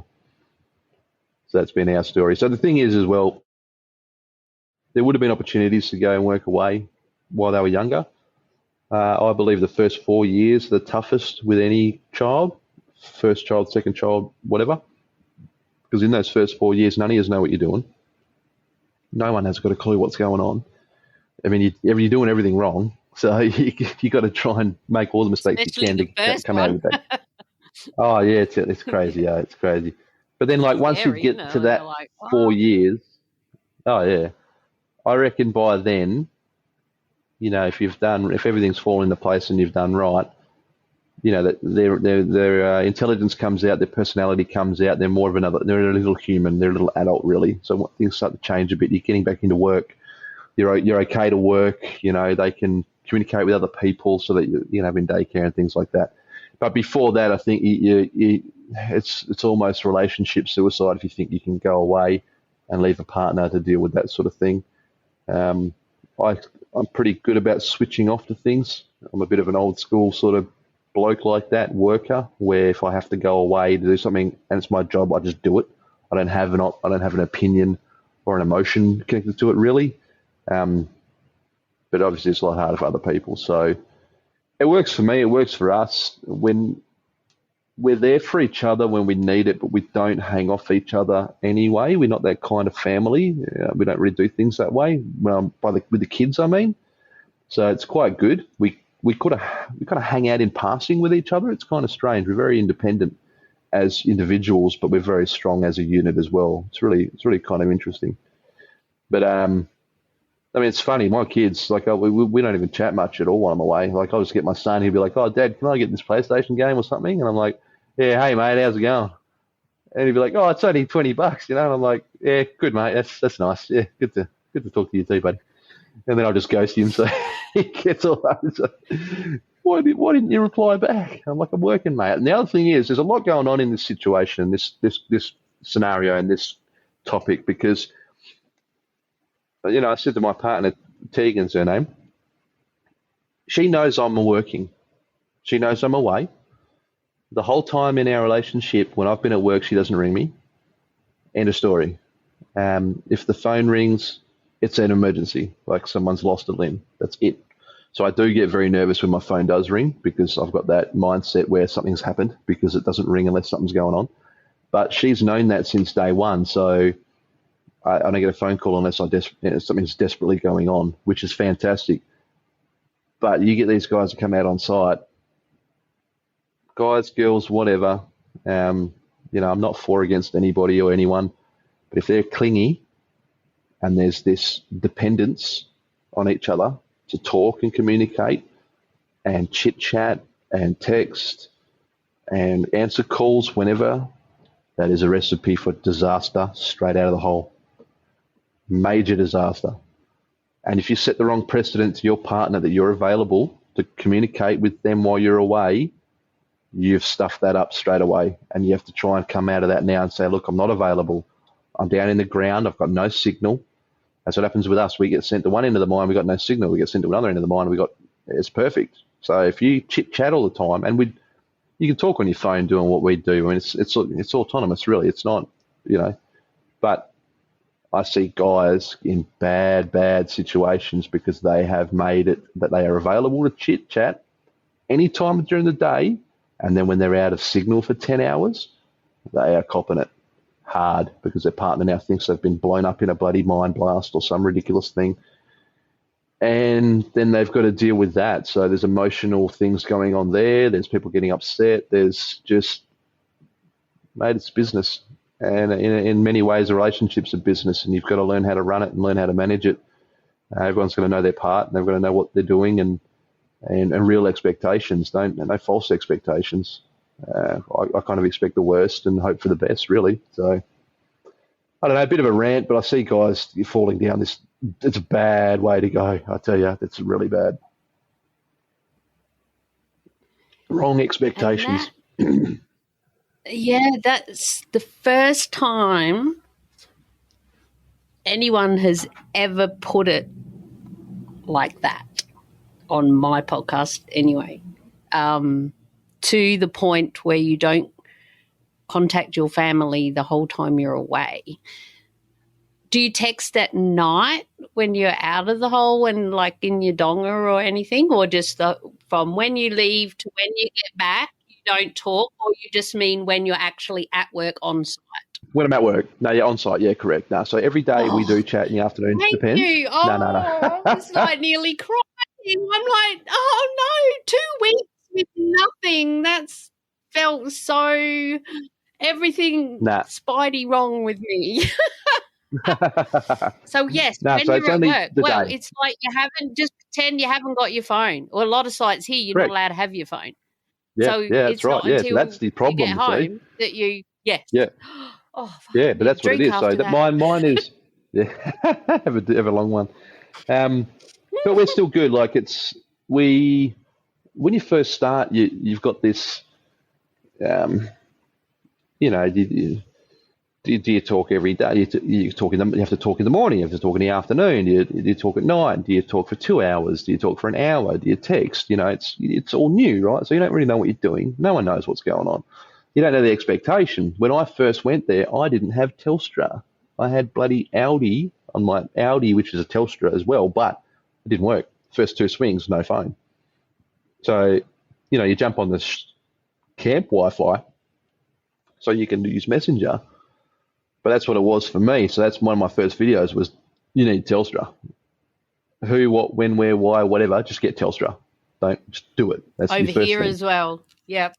Yeah. I was with Optus, crazy, same thing. I had to go, I went to the post office when I first moved out to my first band camp up here and bought a burner phone.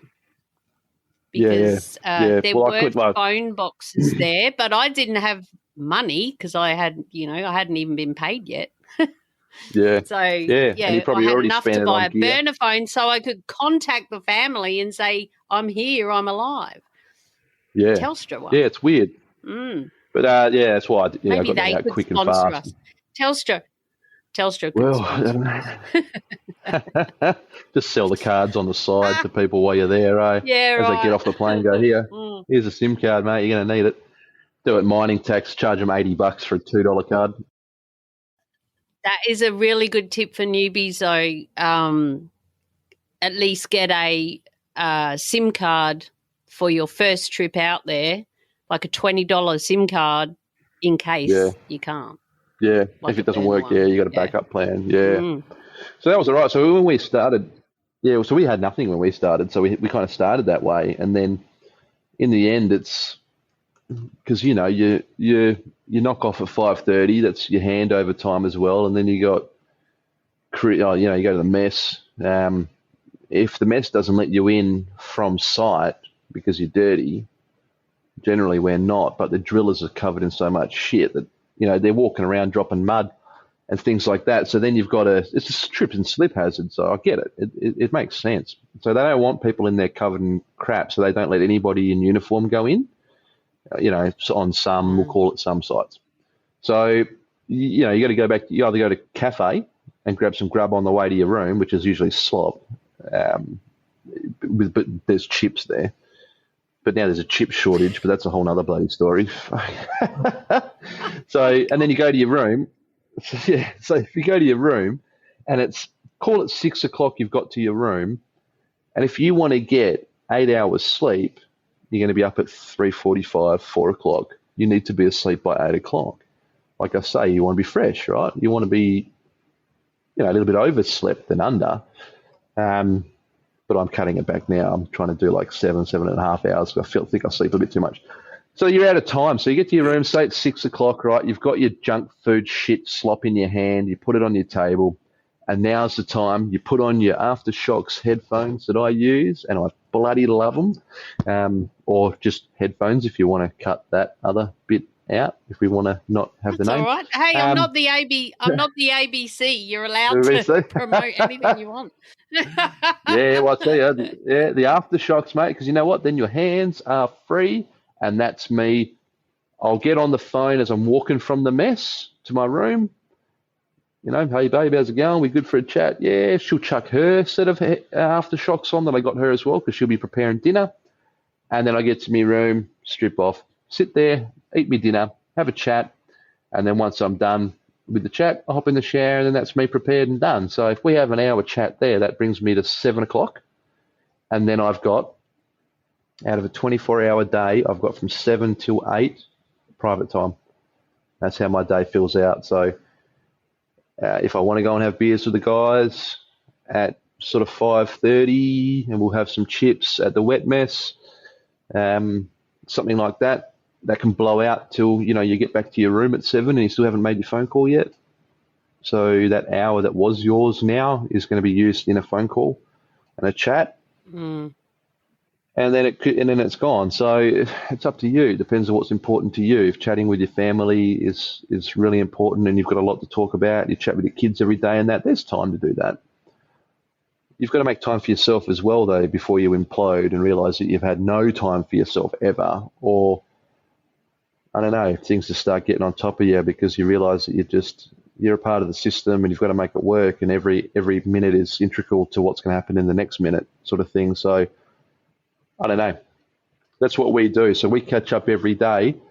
Initially, it gets a bit hard sometimes because you feel like you're chatting for the sake of it because you're just kind of ticking that box for the day. And sometimes I've done nothing. Yeah, it's like sometimes I've done nothing. Yeah. Sometimes they've done nothing. There's just nothing really going on.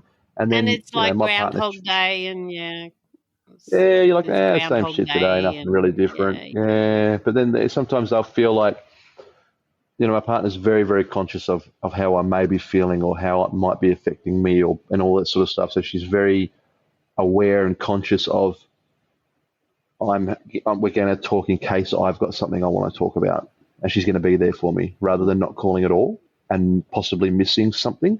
So we've got that understanding together as well, where it's like, hey man, if we're all good, then we just leave it. We'll just have a couple of texts or a quick chat. I'll say, you want to have a quick chat? If I'm talking about something, I just want to tell her something, or she just wants to tell me something, that's it. It's just a quick chat. Or we just sit down and have a chat, and if it gets to about an hour, it's funny though. Sometimes you have real funny conversations, and you're just giggling away and just piss farting around, and before you know it, it's I'm looking at time going, oh shit, man, I've still got to have a shower. I've got to go to bed, and it's like 8 o'clock.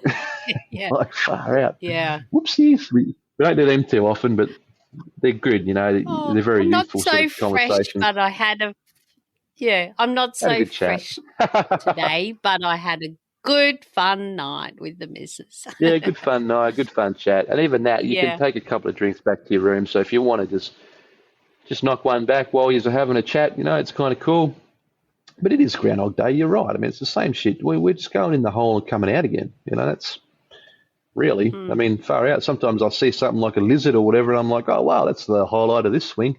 And then I'm telling the boys, I'm like, oh, I just saw a lizard, man. That's going to be my highlight. And they're like, oh, yeah, I saw a bird hopping around before. That's going to be mine. Or someone's like, yeah, I blew a tyre. That was my highlight. And you're like, far out. Oh, yeah, right. Yeah, you win. And yeah, you can have that one, man. That was funny.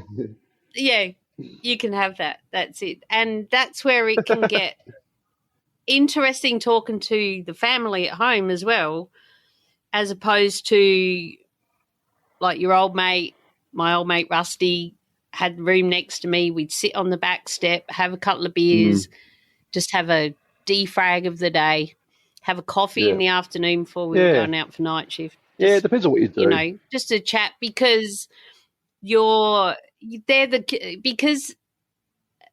family don't understand about what actually happened in pit and old mate did this or, what happened when that happened. And sometimes it's good. I like to get people to see if they can find someone when they're out there who they can have that with, even if it's not every day on the back step of your donga, but just to have someone on your crew who's been through that day with you that you could approach if you are having any tough time or whatever, who's a trusted one as reflection. Well, not a gossip. Yeah, reflection time with them. Oh, yeah, I know. They'll come to you. They'll defrag the day, I used to say.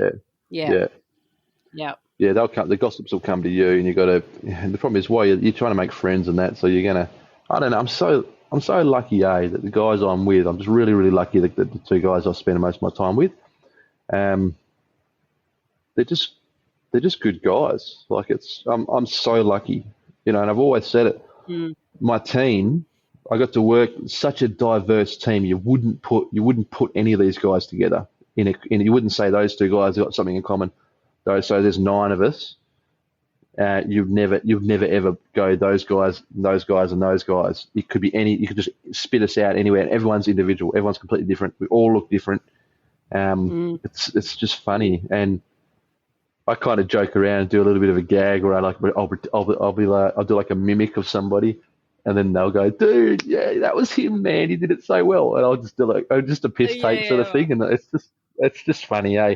And then we all our supervisors, so the heads of the departments, we got split supervisors in our business, but then our department, the parent company of the mine, we've got all those guys as well, and they're all, you got to do what you're told. These guys are looking, or they're coming, and all your safety stuff. And man, once you all get to know each other, you do the right thing. You do your paperwork. You do your take fives. You do your safety. All that stuff becomes natural. If you fight it, then you don't need to be there. But if it all just becomes natural and you do it, you have a great relationship with these guys. We're just having a laugh.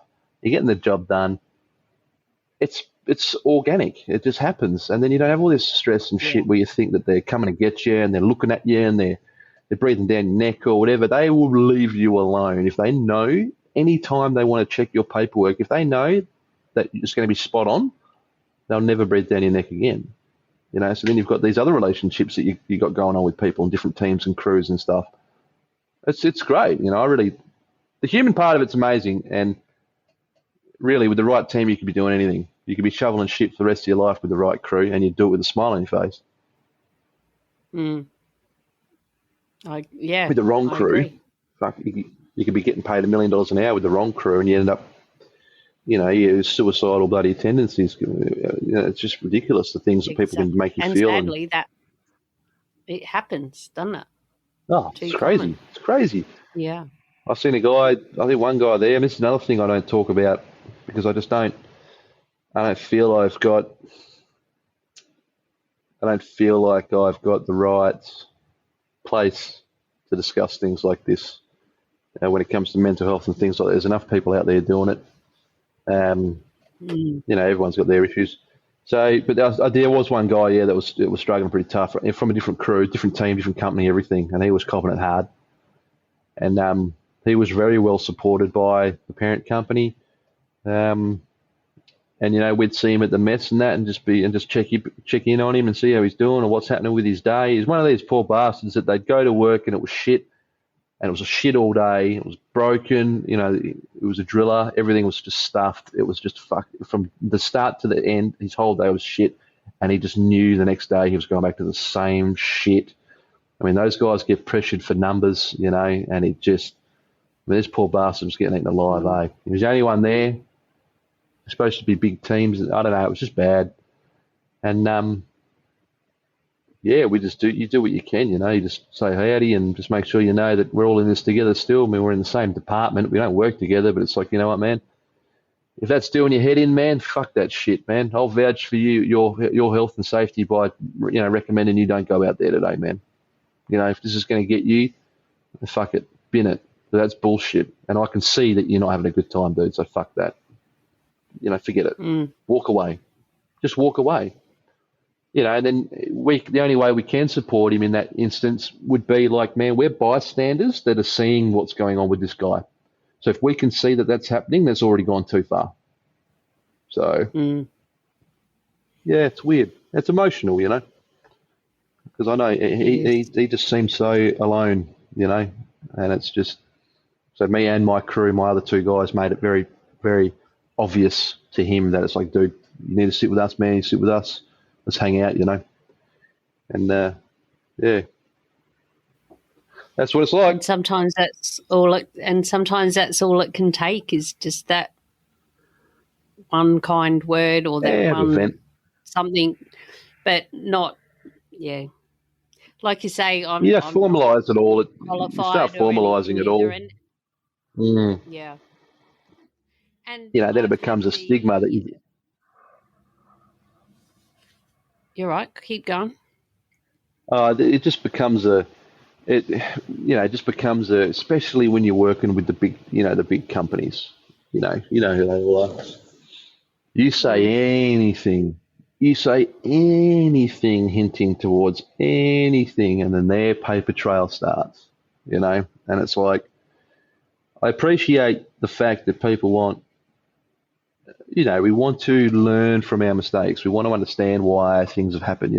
Cut your finger off, right? They want to know why did it happen? Have you had enough sleep? Was the right tool for the job, the right environment, the right mindset? Have you got the training? Did you do your take fives? What's your perception of hazards? Are you well rested? All that sort of stuff, Were you set up to fail? I understand all of that, which is great because I love policy procedures and guidelines. I really enjoy that kind of thing. But I'm telling you, man, if you told them every time you had an ache or a pain, you'd never friggin' work again because they'd go, why? How? Why? Tell me. And then you get scared off. You just get scared off, and you don't want to start the ball rolling because that little snowball, that little tiny one, that's that little feeling in the back of your mind, by the time you send them that, by the time it comes back to you, it's a 10-ton ball of shit and it's running you over. And now you're in the system. Your name's all over the paperwork. Your name is all over camp. This is happening. This thing's become a travesty. You'll become a case for them to do paperwork on, And as daunting as that sounds and as bad as all this is coming across, there's a lot of things people aren't telling people because they don't want to become the next bloody study case, They don't want to become the next person that's got all these therapists and all these specialists and all this bullshit going on. It's a tough one. So, don't know. It is. I appreciate it in one hand, and in the other hand, you're like, do you say anything or do you just bloody go about your day? Yeah. And I think that's where we just try to do what's in our sphere of control, have a chat to them, have a, I'm here if you need. But I had the Are You OK CEO on when I first started the podcast, 2016 that would have been, and it was the first podcast he'd ever been on, which was... Yeah, that's all right. Same as me. Yeah. And that was one of my questions earlier we never asked. So you haven't been on one yet? You'll Nah, have your not yet. own Nah. soon. You'll be taking over me, mate. Yeah, yeah. Well, I'm working And on he doing said, something. yeah, just you're doing well. You're doing great. Yeah, but he was saying about, are you okay? Yes, is a sentence that we can ask, but just you can be having a game of pool with the bloke and you just start having a chat, or it's not an official, hey mate, how are you okay? Because for some people that won't work, but it's just letting them know that you see them, you see that something's happening, let them know that you're there, give them a kind word, ask them if they want any, do they need anything? Do they need any help? Because some people don't even know how to get any help. And then yeah, to find some stuff if they need it, if they say, yeah, like I've been helping someone, a lady actually stuck in a bit of a situation over in WA, not dealing with mining very well. And I sent her all the links. I said, and I've used these people, the Beyond Blues, the Lifeline, the this and the that.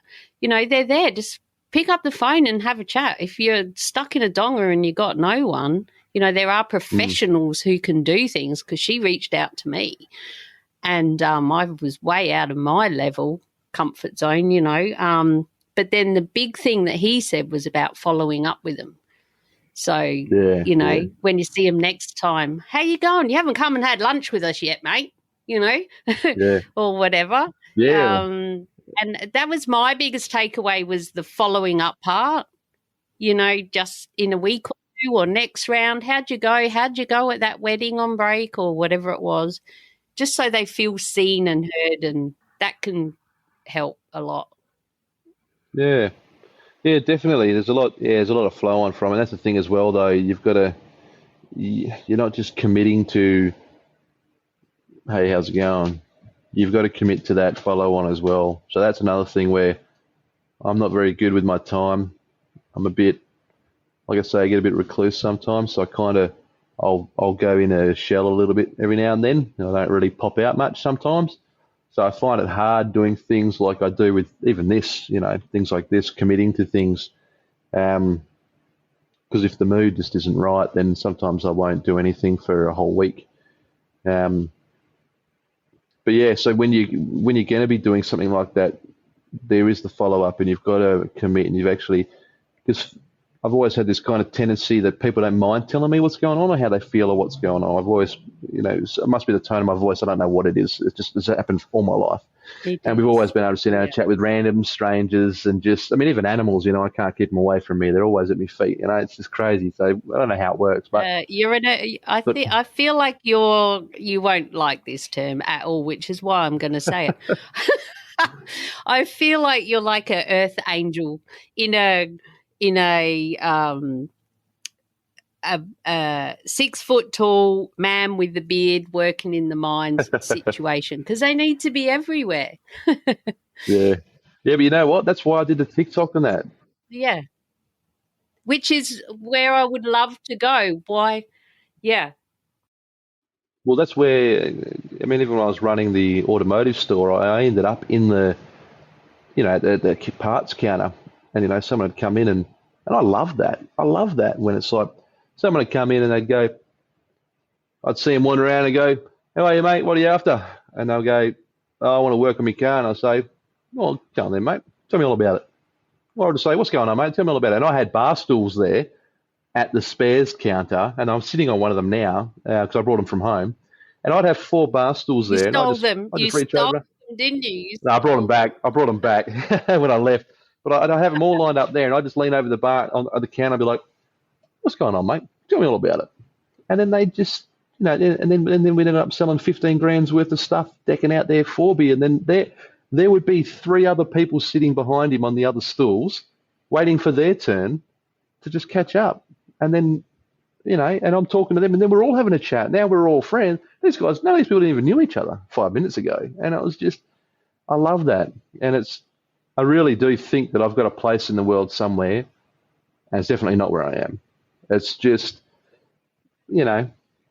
I don't know. There's got to be something out there where I can help people more, and that's why I did the TikToks and everything. I just saw, if I'm stuck here doing this, and this is what I'm doing now, and I'm isolated from people, I'm isolated from interaction, I'm isolated from opportunities to help humans. Because when you're digging a hole in the ground, you don't feel like you're helping anybody really. It's a bit of a, it's a bit of a dot in the ocean sort of story, a drop in the ocean. But that's why I started doing that, because I was like, man, I struggled heaps when I started, because I was Googling everything and looking.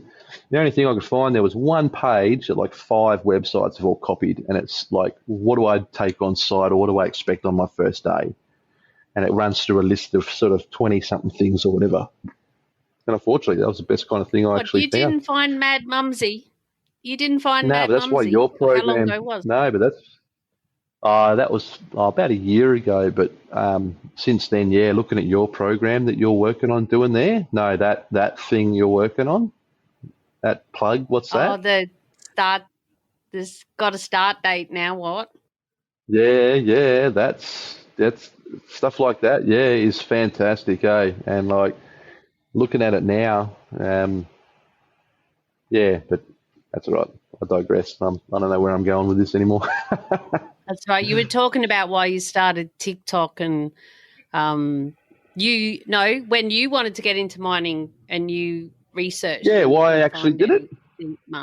Or even that, why I actually, well, back right up to the start, sort of getting into the mining and that sort of thing. That was it. It was just a point in my life where it was like, it's time to get the mortgage organised, because the renting thing's going to shit real bad where I live, and housing's going really bad. And I've always been able to afford sort of reasonable houses. And now it was just like, look, I want to get property. I'm just going to get into mining and try and get that bit of extra income. So the extra that I'm earning now is actually covering the rent that I pay, plus a bit to put away. So I'm actually just on top, and that's pretty much all that's really happened from it. And that's why I was saying I was going to video around the house and that, and show people what I have and what I do, because this is what I've always had and what I've done, because I'm pooling my money. I'm putting it away. That's why I'm there, and that's why I'm doing it, because I need to have money, savings. When you live week to week in a normal retail job or whatever at home, or even in construction and civil and stuff, they don't pay a lot of money. If you're getting broke every time by the time you get paid, what's the point? You're not going to get anywhere. But at least while you're working away, you can work 12-hour days and actually sort of pile up the cash a little bit. So was your plan to work 3 to 5 years, pay off the mortgage or get a mortgage, or was it to get into mining and just keep doing that until you decide? Because a lot of people think, I'll get a job in the mines, I'll work 3 to 5 years, pay off the mortgage, and I'm done. But then they slip into rich miner mode and go on holidays, put the kids in fancy schools, get that new car, buy a house, pay a huge mortgage, and then they can't go back and work at the council because that wouldn't even pay for anything. And so that's when they end up, they have to stay there and they hate it. And you have to work with people like that all the time. Or we do. Yeah, exactly. Yeah, so I did a video on that, and that one was exactly that. It was like, look at what you need a down payment for a mortgage is, and then get that cash. Get that cash priority one to get yourself into the homeowners market. Don't change your tastes. Don't change your lifestyle. And that's why I'm going to feature what's going on in my life and in my house and stuff, because, even in the bar here, I've got 3 TVs, big sound system, PlayStation running through all that, all wrapped around the bar, all on the walls. But I always had that. These are things that I've accumulated over time. This isn't rich man stuff. This isn't mining stuff. This isn't, I've got, a new pool table in front of me, but I've had that since before I started. And you haven't, since you started mining, upgraded the TV to the latest, sexiest one and all that. And that's the difference. You might have already had it, but you go next level, and all so that's our thing as well. Yeah. And they changed. Well, see that I got them for $40 and they're like 150 meters.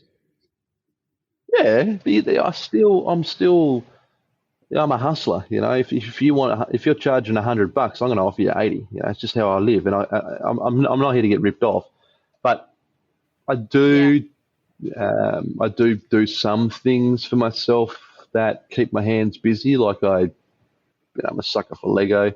So now that I've got a little bit more money, I can buy better sort of sets, and I like to sit here. Yeah, I sit Oh, upstairs. he's a Lego collector. Yeah. I'm thinking Lego, right? Because, sorry, my brain's doing 100 things. Your brain, I see as like you said, you're mechanical, but you're clearly like an engineer kind of brain. You want to know how things work, and that's how Yeah. what I'm picking up. And then we bought my grandson some Lego from Bunnings. Lego in my day, the adults could do. We got it out. I was like, holy shit. Oh, we have to wait for Pa to come home from the mines to do this. I can't. It was all these little things. I'm like, yeah, that ain't Yeah. Lego. To me, that was like a Meccano set, I think I remember it as, where all the mechanical stuff. But this was just freaking Lego. So is that the sort of Lego that you do? Yeah. So it's Technic Is is my the question. style. So it's all little gears and sprockets and yeah. So like the little trucks you build actually have gearboxes and high and low range and all and remote control and all sorts and cranes and things like that. So yeah, it's cool. So it gives me a chance I can sit down and I sit on the floor in my theatre, which is going to be another video. I, I do have an 85-inch TV, but I did buy that before I was mining as well. um, I and want to it's see the receipts. I don't know, mate. You were rich before you went into the mines. No, you were a manager of a local spare parts Yeah, place. but I mean there's no bloody money in that. The only thing I did, and this is it, no word of a lie. The only thing I did is I was working away for probably 2.5 months, maybe 3 months on site. So I was still on probation. I went into Harvey Norman because my couch was killing my back whenever I was home. And I looked at this couch. It was a 3-seater with a electric recliner, electric lumbar, electric headrest. The middle folded down. It had plugs and lights and all this sort of crap on it. And all I had to do was be long enough for me wife to lay on. But I wanted it to be a recliner. It was like 3.5 grand or whatever. And I said to them, "Hey man, can I finance this thing?" And he went, "Yeah, come here, let's sit down." And he goes, "Oh, what do you do?" And then he go, "Oh, we're called field engineers. And who do you work for?" I tell him the company, and he's like, "Oh yeah, no worries. We'll fill this out and give it 48 hours." I stood up and went to turn around and walk out, and I'd already been approved. The thing come through on my phone like that, and it approved me straight away for this Gem Visa friggin' finance card for 5 grand, and all I wanted was the couch. I was Because just you work testing the in the water, to be honest. mines. Mate, Yeah. his eyes lit up like a Christmas tree, and you tell him who you're working for and what site, whatever, and that was it. And it hadn't been 5 minutes, and I'd been like done, approved, sorted, and I was like, sweet. And they delivered it the next day and stuck it in the house, and that was it. But that is the only thing I've done outside, really. I was just buying a couple of Lego sets every now and then and just having them sitting there for me to build when I'm home and I'm just having quiet time. That's all I've done. There's nothing new. That's the thing. I always bought the toys before. I do rent my house, but I've been able to fill it with things that we own. And my kids have got everything they need and want, and so does my partner. If we want something, we just buy it. So, I mean, I'm even looking around trying to think, and no, I'm still using a lawnmower that's bloody 8 years old and things like that. That's how it is. Yeah. I You're remember not trapped, getting a ride on. And that's a good place to be, and good on you for that, and good to share that message so that people, and that's what I talk about a lot is the more you know before you get into mining, the more likely you are to succeed while you're there Yeah, to, yeah. make it how your vision is that your life wants to be. And the more you The know, golden handcuffs thing things is like spot that on. really helps. It's true. It's a true thing. I know so many people. Yeah, the other thing is too, I know people who are living really, really cheap lives at home. People that might be living with their parents, you know. that don't have overheads. Like I've got overheads. I've got a family. This house is not cheap. I mean, it's a two-story house, got a pool and everything. It's premium location. And it's got a bath across, so it's like it's ludicrous. So it's expensive. But I was living here before I was mining. And I know people who work away, same wage as me, right, guys doing the same thing I do. And there's guys that have got properties and they're broke, but they're broke because the money's going into something. They don't have cash. They don't play with cash. They don't flop money around. Then there's guys who have no overheads who are broke because they piss fart around with their money. Whiz-bang toys, maybe whiz-bang clothes. I don't know what they do, but they got no money. And I'm thinking, holidays to Thailand. I don't know what they do, right? And then I'm thinking, I put away, a good chunk of money every week. I put away as much a week as some people earn, and that's just every week I do that. And that's just going into a mortgage savings. And then I've still got a little savings account, and then I've still got money left, and I'm paying the rent. And I think that's just how I manage my money. And I spend anything I want. And my partner and I, we still got separate bank accounts. So you imagine that. We both have responsibilities. So mine's the rent, my wife's is the bills, but I pay my rego, she pays her rego. Whatever she's got left has got nothing to do with me. Whatever I've got left's got nothing to do with her. I've got money I can spend for myself. But the pile is still growing, and that's what's going to happen. The pile has to grow. What if you're away and there's no pile, there's no save, what are you doing it for? You're going to leave mining and you've done nothing. And that's if you break even. That's if you break even. It's hard to do. It's accumulating wealth is tough. I mean, it takes time, and it's like, you look at how much you earn and you can have so much, but you still want to have a good time as well. Everyone still wants to enjoy going to the pub, having steaks. If you want to buy something, jewelry or whatever, buy it, do that sort of thing. But you need to put that money, that mortgage savings has to happen first. Do not touch it, because you'll lose the little bit of interest they will give you on it, which, can be a couple of $100 a month once you get a good little stash in there. Have another savings account that you can piss fart around with money in and out, and then have your normal account that you just have money coming in and out of as well. But you're showing the bank that you can save. You're showing them you can accumulate money. You're showing them you can earn good money. There's no point earning $1 million an hour if you're going to spend $1.2 million an hour. You're going backwards. So there's no gain in that at all. I mean, while in saving, so your lifestyle change, you save so much on your lifestyle. I mean, you know it. I mean, the most I can spend on site in a day, if I bought 4 beers a day on site, if I went there every night and did it, would be about $15. That's it a day. And no fuel, no food, no lollies, no iced coffees, no bullshit. Yeah, they're cheap. Yeah, $3 or something, $4. I know guys who work in the mines. I've never met a woman who's paying child support, I must be honest, but plenty of men who are earning the big money, and then so much of it gets paid for their kids.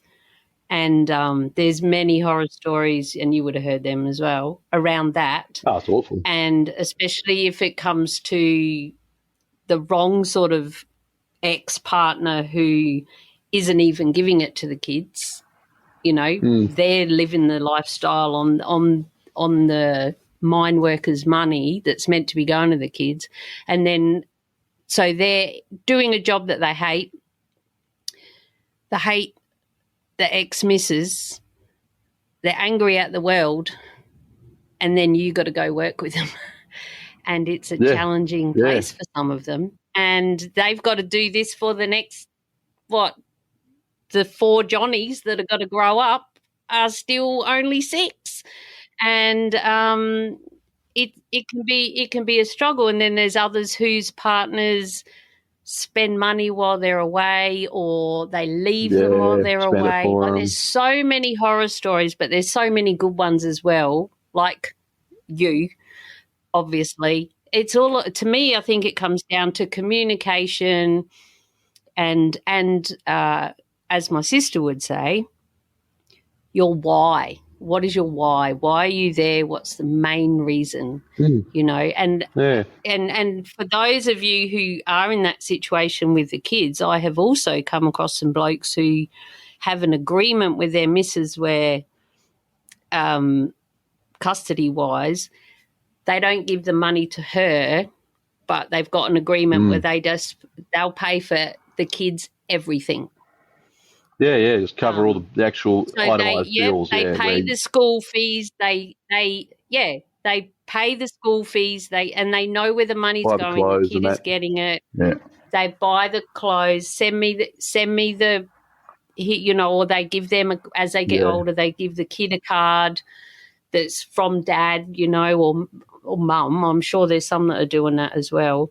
But there's lots of tricky situations for everybody, and if you're going into mining, that is also something else to be aware of, that because the more you earn, the more you therefore have to pay when it comes to the percentage just keeps going up. Custody. Like, I ain't no lawyer or anything, but I know that that's the case. So some of them have left mining because the money's too much and they don't want the ex to have it. And boom, that's a fact. That's not just Mad Mumsy making shit up. I know 3 people that did that. Well, fuck her. I'm going back to town and I'm going to earn 30 grand a year and I'm just going to see my kids and like, being normal. And it's that's right. Have a real life. Oh, no, a real job, I should say, not a real life. So there's so many different situations, aren't there? But we're all in control of how our own situation is and being aware of the different levels of it. Yeah. I've said to him before that if it's not 100% when you go in, it's not going to get better. Like, if you're going in with a problem, you're going to magnify it to the max. I mean, you've already got people that live, they live shaky relationships, you know. The amount of stuff I hear is ludicrous about people that are just problems with their partners, male, female, whatever, whoever, whatever. But they just got drama, and it's just some relationships are built on that. And they, you know, it's like, oh, he's scored a job away or whatever. It's like, man, it's just going to get worse and worse and worse. Like, you think that the interesting about working away, and I'm just fortunate that I'm not in so many social circles when it comes to like women and men, you know, hanging out together and all this sort of stuff. It's just me and a handful of guys. That's all we do. But I don't think there's enough time. Honestly, I don't think there's enough time to like fool around and do any bullshit, mistrust stuff or whatever, because it's just, you're tired. You can't be bothered with it, you know. But people think that we're going out on site and it's some orgy, bloody party, orgy, fucking drunken, fucking orgy. It's like, dude, I tell you what, man, I haven't got the energy to even be around if something like that was going on. I'd be like, man, I'm too tired for this shit. I'm going to bed. You know, it's just ludicrous. But then you do hear some stuff about some sites where it's just, you know, it's like a singles bloody fucking soiree or whatever, you know. But that's strange, you know. You got to think, man. You got to think, right? You know, people and their partner works at Woolies or Coles or Kmart, and they're all males, females, all hanging out together, all having a laugh together, all in the tea room together, all in the lunchroom together, all shoulders to cry on for their problems and partners and all the bullshit. You don't have to be 2,000 kilometres away in a fucking hole in the ground for someone to fuck around and fool around and do all that sort of shit. I'm telling you. But the way that this mining and all this shit is portrayed, where it's like it's a total victim situation, it's a total, it's a total suicide thing, victimizing, womanizing, racist, you know, all this shit. It's just slandered the whole thing to no repair. Like, no repair. Everyone's already got an opinion on what mining and FIFO is, and they don't know anything about it. They haven't got a fucking clue what any of it is. And they're the people that don't even know what it means to work hard in shit conditions that you can't control. That's the world we live in out there. We're pawns in the whole thing, man. We don't tell them how it's going to be. We get moved around the chessboard as they decide. We're not there having fun, partying. We're just grunts, and then we get knocked off the board, mate, and someone else comes in. That's it. We're out. They're in. Job done. Fuck. That's it. I remember when I first started there, and all this, it was just this sexism thing was booming, and we all had masks. And I was a astronaut on Mars, right? I didn't know where I was. I didn't know what was going on. I was like, fuck, this is crazy. And man, I am me. I am like, man, how's it going? What's happening? And I'm looking at people. I'm looking at these women and stuff. I say women because it's what it was really targeted at. We were doing all these seminars and all this stuff where it's like, women abuse and everything. And I'm just like, wow. I'm like, the only thing I know about is what you're telling me. Me and my guys aren't looking at chicks and going, oh, yeah, she's a 10 or a 5 or a stupid. We don't care. We just don't care that much about any of it to even bullshit around doing that crap, And even that, if you give someone curry or something, or you're cracking a joke or whatever, we're normally giving each other more shit than anybody else. Like it's all such tongue-in-cheek stuff. And I was so scared about holding the door, saying hello. I mean, you couldn't smile because you had a mask on anyway, so it was all in your eyes. All your communication was in your eyes, and that made me feel really weird because I felt like I was going to be a victim of the system. I felt like I was going to be a victim of it being too.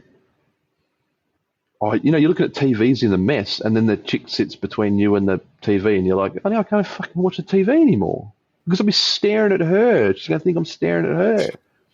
It's really strange. When you're in town, you walk through a shopping centre and you all look at people, you all look at each other, and you can look at somebody for a couple of seconds and it means nothing. When I first got to the site, if I looked at somebody, I would look at the ground straight away. If I looked at somebody and then they looked at me, I'd look at the ground. I was so worried that someone's going to be, that guy's creepy or he's stared at me or something. I just felt like I was going to get in trouble all the time. And I just thought it was shit. I was too worried about that to just enjoy myself. It was weird. Fuck, it was weird. And I guess wearing a mask added to it. Made it worse, mate. It made it so much worse. Right? At the same time, that's like so much more, isn't it? Because I'm like grinning away. I'm like, oh, mate, how's it going? I've just come from bloody living in a town where we're smiling, It's like, hey, mate, how are you? My face is my banner, This is me, this is Mitch. Yes. You've got a mask on and I'm just like, fuck, I'm happy, I'm smiling, I'm nice, I like you, I want to help you carry your stuff, And I'm like, yeah, I'm a good guy. I'm not one of these bloody fucking idiot. And I don't know. I didn't like that. So there you go. Yeah. There's a guy. No, his feelings about being a victim of his own. Oh, yeah, it was awful. And it's like, how interesting is that it wasn't just me either. It was me and all the guys on my team were just like, oh shit, someone, you're laying down to grab your bag and someone bends over in front of you and they're grabbing their bag and you're like, oh fuck, now I can't even look at my bag because someone else's ass is in my face. It was just weird. It was so weird that it just got away from itself. And then now we've done a thing about, they actually came in and sat down and did a chat with us about, how many times in a week would you make a sexist joke? Not never or all the time. And then it's how many days a week would you make a homophobic joke? This was Curtin University or whatever doing a study, and they all came in and sat us down. And the funny thing is, there was never any questions asked about how many times in a week would you make a joke about another guy? Or just a fucking straight person? How many days a week would you make a joke about a straight? And all this, And I was just like, in the end, they said, would you like to put a comment in, And I was just like, I couldn't put it in words what I wanted to say, but I wanted to say what was like, isn't it funny how the sort of, call it straight white male, isn't a part of any of this until they've done something wrong. And then they live in the shadows until they fuck up, until there's something wrong, until something happens, then they're brought into the spotlight. But while they're talking about human beings treating each other equally, they're not even mentioned in the bloody criteria of just how do you treat your friends? Like, how do you treat each other? Like, are you likely to make a joke about a straight white male? I'm like, yeah, I'll just, if we're just laughing about something, it gives a shit who it is, what it is. I don't laugh because it's targeting a certain thing. I laugh because it's funny, I don't get it. So that left me a little bit shook, and it said, would you like to join the program for feedback later on? And I didn't do it at the time, and I really think when I get back to camp, I might try and sign up for that and find out and be someone that can talk with them about that afterwards, because I'm like, you know what, that's weird. You've made yourself very, very biased in that very, very biased day. And I thought, that's not very fair. I'm not one to harp on. It doesn't really bother me, but I mean, come on, equal representation, eh? And it doesn't give them a broad overview of the general culture and the mucking around and this is how we are amongst ourselves anyway. That I think they need to know that piece as well. Yeah, correct. And it's like I work with Indian guys and that, and Pakistani guys and that, and that's what I meant about when I come in. I was like, man, it's just crazy. I've never even met people like this before, right? And it's just one of the guys, he's the best. He's so good. And he's just like, hey, how you doing, bloody buddy? Oh, come on, man, bloody buddy. He just pulls the piss out of me like a slack-jawed yokel Aussie. And I'm just like, dude, what the fuck? You're the best, man. I love that. He's taking the piss out of you. He's taking the piss out of me. He's like, hey, come on, bloody buddy. Fuck, mate, come on, shit, And I'm just like, what? Fuck, it's so funny. I laugh with him. He's the best, And he's not taking it. You got these other guys that are the same culture as him, and they sort of walk around with a chip on their shoulder, And it's like, dude, we will treat you how you treat us, man. You'll be treated how you treat others, dude. Because I chat with him, I say, man, am I just like some redneck yokel fucking Aussie to you? He's just like, nah, you're cool, buddy. I like you, man. I'm like, cool, I like you too. Because you're not a dickhead. I like you because you're a good person. That's how it works. If you're a dickhead, people are going to give you shit, And half the time, these people that are sort of you are. Mate, exactly. Half the time, the people that are kicking up a stink, it's like they walk around with a chip on their shoulder. And I'm not saying this is everybody, and then they might have whatever reason, but if you walk into a room with a dark cloud over you, man, people are going to see it. They're going to see it. So that's me on that. Time for another drink. I'm going to grab another beer. And then we might lighten it up. I've got a couple of quick fire sort of lighter questions. You ready for that? Yeah, cool. Yeah. Sound good? I'm just a bit of a drama queen. So I was talking to you in the kitchen, but my microphone's in here. Yeah, I got a little bit. In my ears. I said, do you I'm a drama like queen. No, I heard that. Well, I could hear you, but and I answered back, and then I'm like, oh, you dickhead, you can't hear. Do you feel like you said at the start that you had a FIFO passion rant that you wanted to get out and to talk about family? Do you feel like you've done both of those, or have you still got that left in you before we move on to the next bit? The family, yeah. Because there's been a few rants. I'm not sure if that's the right. Yeah, I know. I'm a bit of a bloody, I know. So, I don't know. Okay. You give me a chance, if you want it, if you ask, I'll answer. That's how I work, and I'm not like, oh, you're going to do as I say. I'm like, you know what, man, this is how I see it. This is what I think. I don't really care either way. I'm not going to change. I want the world to change for me. I'm just sharing what I see, and that's what it is. And that's why I try and be as neutral as I can with my videos, where I'm not, in my opinion, but I try not to have too many opinions as well, because then it's, you're just asking for conflict sometimes. But I mean, any of this stuff you can use however way you want to. Obviously, you want to keep it sort of lively a little bit. And I'm a bit, I don't know, probably a bit of a downer in when it comes to the sort of bullshit that we deal with out there. But you know what? A lot of people are. No, It's this is funny. The gold. whole thing's really It's funny. fucking gold. No, It's gold. no, Is it's what cool. it I hope is. you like it, eh? Yes. So with And the I know family my thing, I think we're listeners all will. good. No, good. That's cool though. So the family thing is good. I mean, we've got a good system together. There's a lot of understanding from both ways. I'm very lucky to have the wife that I do. Very lucky. That's probably what it all is, really. It's probably what it all comes down to. I've just got somebody who understands, and it's someone that's not in my ear about, like, she won't even tell me things that's bugging her that she might think is just not compared to what I'm going through. You know what I mean? So it's kind of strange where she's like, I know you're in a shit place or whatever, and I'm not going to complain to you about my 8-hour day when I know you're doing a 12-hour. And I'm like, no, just tell me, man. I don't care. Like, it's conversation.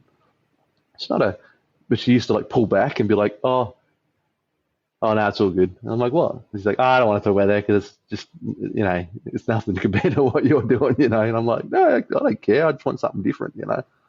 But that understanding's is good that it's underlying. It's good that it's still there and it's not just taken for granted, because no one will know what we do.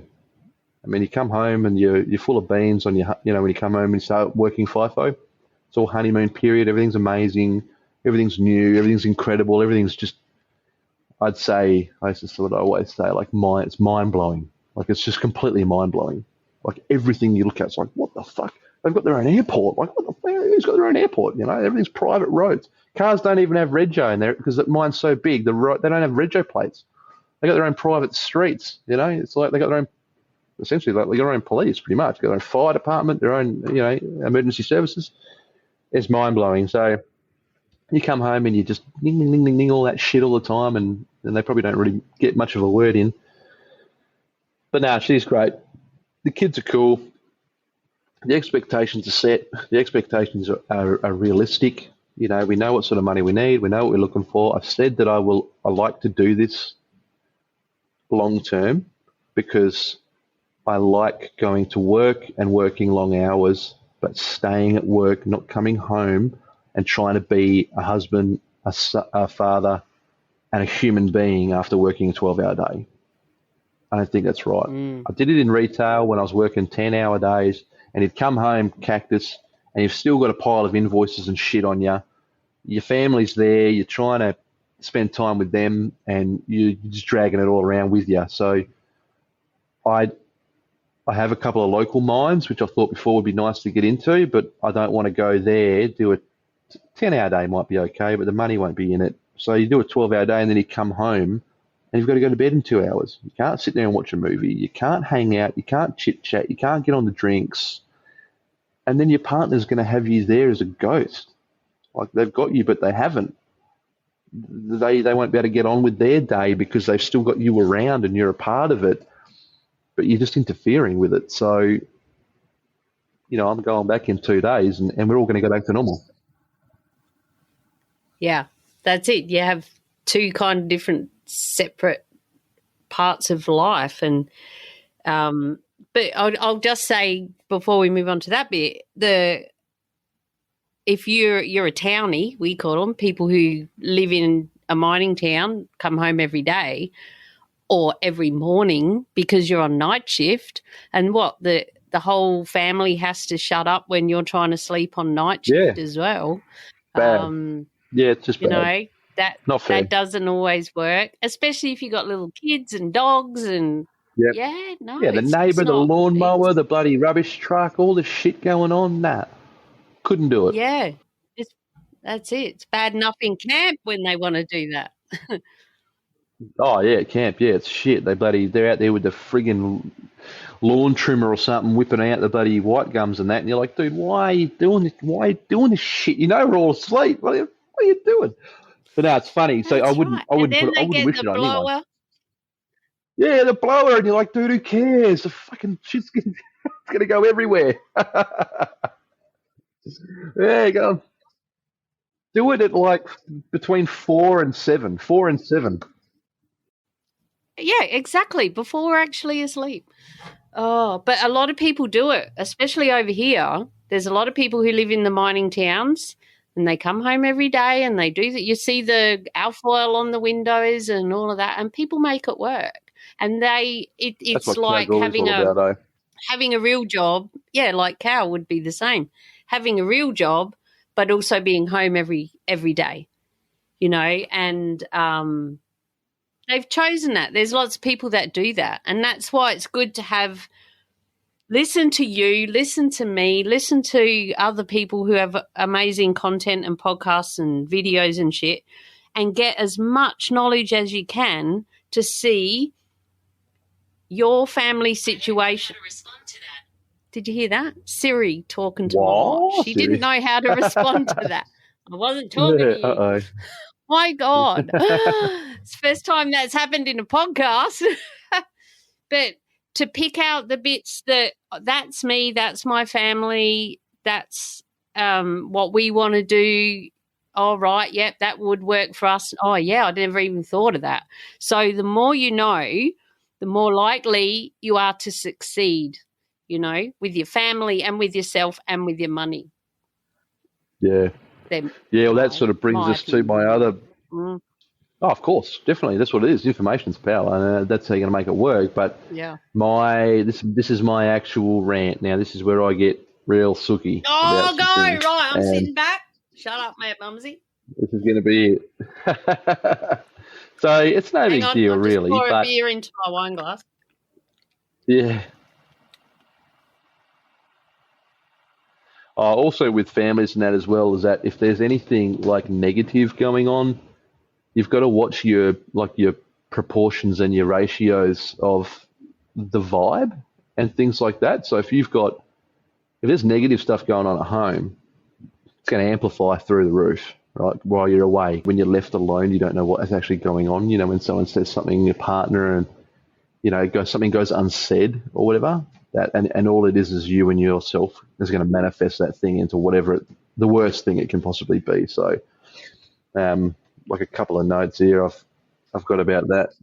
So, hang on, before you go into your rant, especially what I always say, if you're worried about someone, both my kids went through domestic violence and big, my listeners know all the shit. People have died, lots of things. And you don't hear from someone and you're going up the ramps back when we had our phones with us, long time ago, 2:00 in the morning, and you haven't heard from partner or kid or whoever, and it just, like you say, it just amplifies so big. It makes it so much worse, and you see you never see the good scenarios. It's always the worst one. And it can be the same for the partner at home, when they haven't heard from us, like what you were saying about, which is a good reason. If I'm at work, I might be able to send you a sneaky message at crib, but that will probably be about it, And if anything major happens, here's the phone number of site and the supervisor, and you can ring and you can get me for major shit. Like, you always need to have that. But it amplifies 20 times more, 100,000. Think full moon, think blood moon. Yeah, because once you get good at what you do, you can do it with your eyes shut. So then it's not occupying your mind anymore. It's not keeping you busy. It's not keeping you entertained. You find it elsewhere, and your mind, you are the worst person you want to be stuck with is yourself. And that's what I've said before as well. If you've got things going on in your head on the best of days, and coming out on site could be the last thing you ever do, because you can be stuck by yourself. The loneliness is just crazy. I mean, I'm on a pattern with 2 other trucks normally, and we all split out, and like that night shift, you're the only person on the planet, really. Once they're behind you and stuff, you flick your work lights off, there's nothings. And sometimes at night we don't get a sky because there'll be light plants around the place. There'll be the next bench will be getting worked on, or the one Yes. above us. Yeah. So you'll have that glow. You still always got a bit of a glow, and you never really get that proper, like, wow, look at the stars. It's kind of rare to get a really good night because you've got this. It's around you, though. If you're really deep and you look up, you're looking at a shooting star, and then it's a bloody truck going past because you're like 12 benches down. Yeah. And you're looking straight up, Yeah. and you're like, oh, that's a bloody water cart, zipping past right on the top. That's it, yeah. Whereas with us, we drive out of the pit, which is why I would never want to operate a digger or a dragline or anything and be stuck in the hole, or a drill. I want to drive in and out. I want to do both, except when it's raining and you're going psycho down the ramp. I don't like that. We're doing twirly whirlies. Well, we were talking about family and stuff. I think we're probably up to your rant. I reckon your rant and then my quick fire questions, and then which will be. I could do this every week if you want to. Oh my God! I was just thinking then, like I could. We can do this after, but I could see us doing something together because you have so many perspectives that men relate to, and then I know that women relate to me a lot, but I am not about women. I'm about miners. There's a lot of people who do what I do. Well, no one does me, but they're doing things as well, but they're more for women and all that. And I'm not. Neither's my sister, Steel Cap Sisters. We're just freaking. It's about mining. It's about people. It's in general, So, I think there's a lot of opportunities. I just love it. I love talking about mining and everything about it with people. Yeah, but there's lots of opportunities. Yeah, well, that's what I mean. Like before I did any of this, but I've always joked and said, look, I could talk about anything. Like, it could be anything. That's why I'm spreading out my content a little bit towards the house. Like, I'll be in the bar and people will see like Hot Wheels cars in the background, and then they'll be like, when are you going to do a tour of the Hot Wheels? And I'm like, that's not a 60-second thing. But then it's like, hang on, I've got 2,500 Hot Wheels cars. And it's like, or like the barbecuing, I can literally do cooking with coops or something and do anything. I can do anything I want. The amount of things that I do a lot of people are like this. They just do things, and then they realize, hang on a minute, people actually are interested, or that I can help, I can teach, I can show, I can share, and people love it. So yeah, like I said, I could talk about anything really. It's just give me an opportunity and an audience, and we'll get into it. Like this, like I say, I've got a lot of opinions. I have had a lot of women pop up on my stuff, not a lot, but some, and they've asked things like, my husband's going to a new site, or what should I expect for him? Or some woman's gone, oh, my husband's just left me after 22 years. He's at a site and there's all these women there and stuff like that. And I'm just like, look, man, if he went there and that went down the drain in the first month or two, it was gone before he left. Like, that's pretty clear cut that it was gone before he left. And then, like, it's just not like that here. We're not partying. It's not. We're busy, man. Like, he's gone there looking for an hour or whatever. I don't know, but I think, like you said, that collaboration style where you got women relating to you, maybe they want to ask a guy questions. Of talk course. to a guy about how his mindset is and how your mind thinks when you're there, and like. But it's all mind control. It's all self-control. It's all, you think, like, my partner works in retail.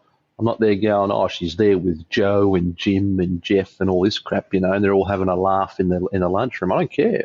But she's working, doing her thing. I'm there working, doing my thing. That's it. We come together at the end. That time we have together is important. It's not spent accusations and friggin' bad vibes and all this bullshit. That's. People drive themselves apart. That's it. They create their own wedges, and they just drive themselves apart. That's underlying. It was never destined to last, and people like that. So, All right, rant away. This one's good, and you'll like this. So this is giving me the shits, man, and you should know who I'm talking about, right? So I will mention it so we got clarity about who, and I don't know how well spread out you are across TikTok, but there's this peanut on there who's just had too much red cordial, like he's just off his head, pinging around off the walls, saying things like, "Are you sick of working FIFO and your fucking life sucks?" And anyone that says life FIFO's good's full of shit, and they're all just fucking making it up, and it's bullshit, and you'd never do this and you can't do that, and it's a joke and all this crap. And he's just this And is he young? testosterone friggin' twit. Yeah, he's probably my age. He's probably 30s, mid-30s or something. And he's just... Yeah, probably. I think I come across him just the other day. I'm like, what's this? Full of beans, right. And you're just like, what the fuck's going on here? I think I know who you mean. He's getting heaps of traction because people are like, this guy's a peanut. But so these people that do this shit, right, really pisses me off. And that's the other thing about this mining, this whole thing. I mean, and it gives me and you a platform, right? That's why we're here, because it's, for some reason, it's such a topic. Like, people don't talk about retail. They don't talk about construction, but mining, it's such a weird thing that we're all put under this massive blanket, right? And then because there's so much perceived knowledge that is just not real. Like, they think we're going to go work in the mines. I mean, the mines. Like, it's this Alice in Wonderland place, you just walk in there and if fucking munchkins are running around and the music, singing the music, we're all just la la la la la. We all work in the mines, money flying everywhere, like gold bars and shit. It's like, what the fuck, man? We work in dirt, we work in shit. And we're allowed to do it for 12 hours a day. That's what we've been given. That's the hand we're dealt. There's no glory. You're working in shit, right? End of story. It's like any job. The problem is you get these peanuts, this hyperactive shit going, "Are you sick of working FIFO? Are you sick of doing that crap? Sick of not seeing your friends? Sick of never going to your fucking birthday parties and all this crap? Well, I've got a way out for you. Join my program and I'll get you out." And it's like, that is people exploiting, that is people exaggerating all the negatives and completely exploiting people who feel like they're trapped in that lifestyle. These people will not save the day. They will not get you out. They will not fix your fucking financial problems. They will not fix your marriage. They will not fix the relationship that you've lost with your family and your friends. Yet, people are jumping on board. This stuff is poison. Like, this stuff is cancerous shit. They're targeting people that are already vulnerable and alone and have their own demons, man. There's already stuff going on there that people like this ain't going to fix. They're not going to help this shit one bit. And I think that's wrong. I think that stuff shouldn't exist. It's not fair. And I mean, my channel, what we do, we're not promoting the lifestyle like it's going to save the world and you're going to have the best time ever and it's going to be fantastic. That's the other half of my issue, is there are these pages where there's people dancing. They're dancing around. They're having a great time. They're clapping their hands and their outfits are changing and they're doing their, morning selfie in their, bare essentials. Yeah, all the bullshit, and they're making it like it's a fucking dance party. That shit is not on, because our whole FIFO world is these two things, right? It's the person, whoever they are, dressed in their high vis and then clicking their heels and then they're in their little outfit, dancing, having a great time. And they've got this idiot over here who's going, fuck mining, fuck FIFO, you're an idiot if you're still doing it. And if you say you like it, you're lying. That's it. That's all I see right now. And then I come down the middle and it's like, I don't want to be one of these people bagging it, because, but I do. I'd be real. I just say, you know what, you're going to come out here, you're going to eat 1,000 flies. That's it. Basic, straightforward. There's thousands of flies. It's 56 degrees. Bring your water. But I'm telling you, get ready for the flies. Stay hydrated. You know, I'm not telling you it's shit because it's 56 degrees. I'm telling you, fucking bring your water, man. You're going to need water. Get a good jug, get a good bottle, you know. And my point is trying to be as positive as possible. But this other shit is nuts, man. Like, that's it. I think that's crap. And they glorify it. These people that do their little clap and their bums are hanging out and all this shit, and they got 100,000 million fucking views. And it's just like, I don't think there's any value in that. I think it's rubbish. I think the only good stuff that's going on is the stuff that we're doing. And another chap on YouTube that's got his New Starters channel on there, I think the stuff he's doing is really good. A couple of other people on there that are good, but they sway a little bit towards weird stuff that they're doing at home as well, which is not very good focus. But nah, that's about it. I don't think that stuff's good for anybody. I think it's poison, eh?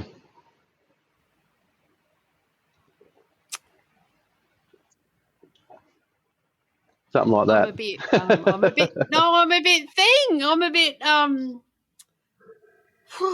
I'm a little bit teary because I totally agree with your rant. And I feel like we are just giving people an insider's view of what to expect and how to prepare for it. Yeah. And the two sides of the spectrum that you described, I can see. And you're right. There's just the weird ones that do that, like bang. I'm at work and I'm doing this, and bang, now I'm living the high life and all that.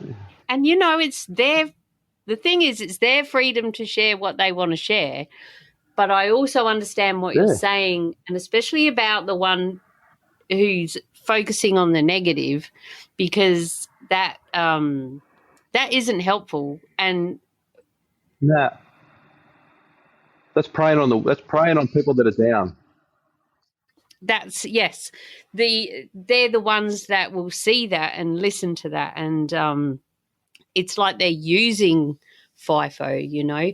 And there are thousands of people who are doing it. Like FIFO is a thing, but it's also FIFO, Dido, CISO, Hi-Ho. Do you know what Hi-Ho is? Hi-Ho?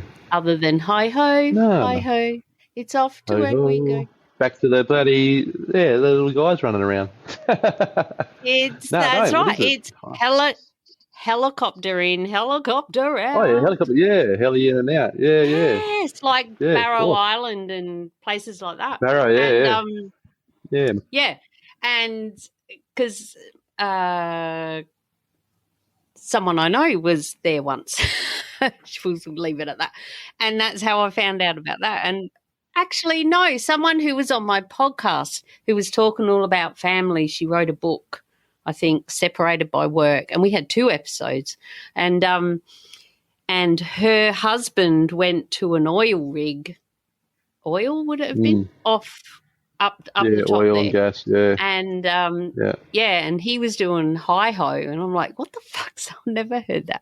So when people use FIFO, and there's, like, you follow all the hashtags FIFO, like over here, many people, probably 80% are Dido, which is drive in, drive out.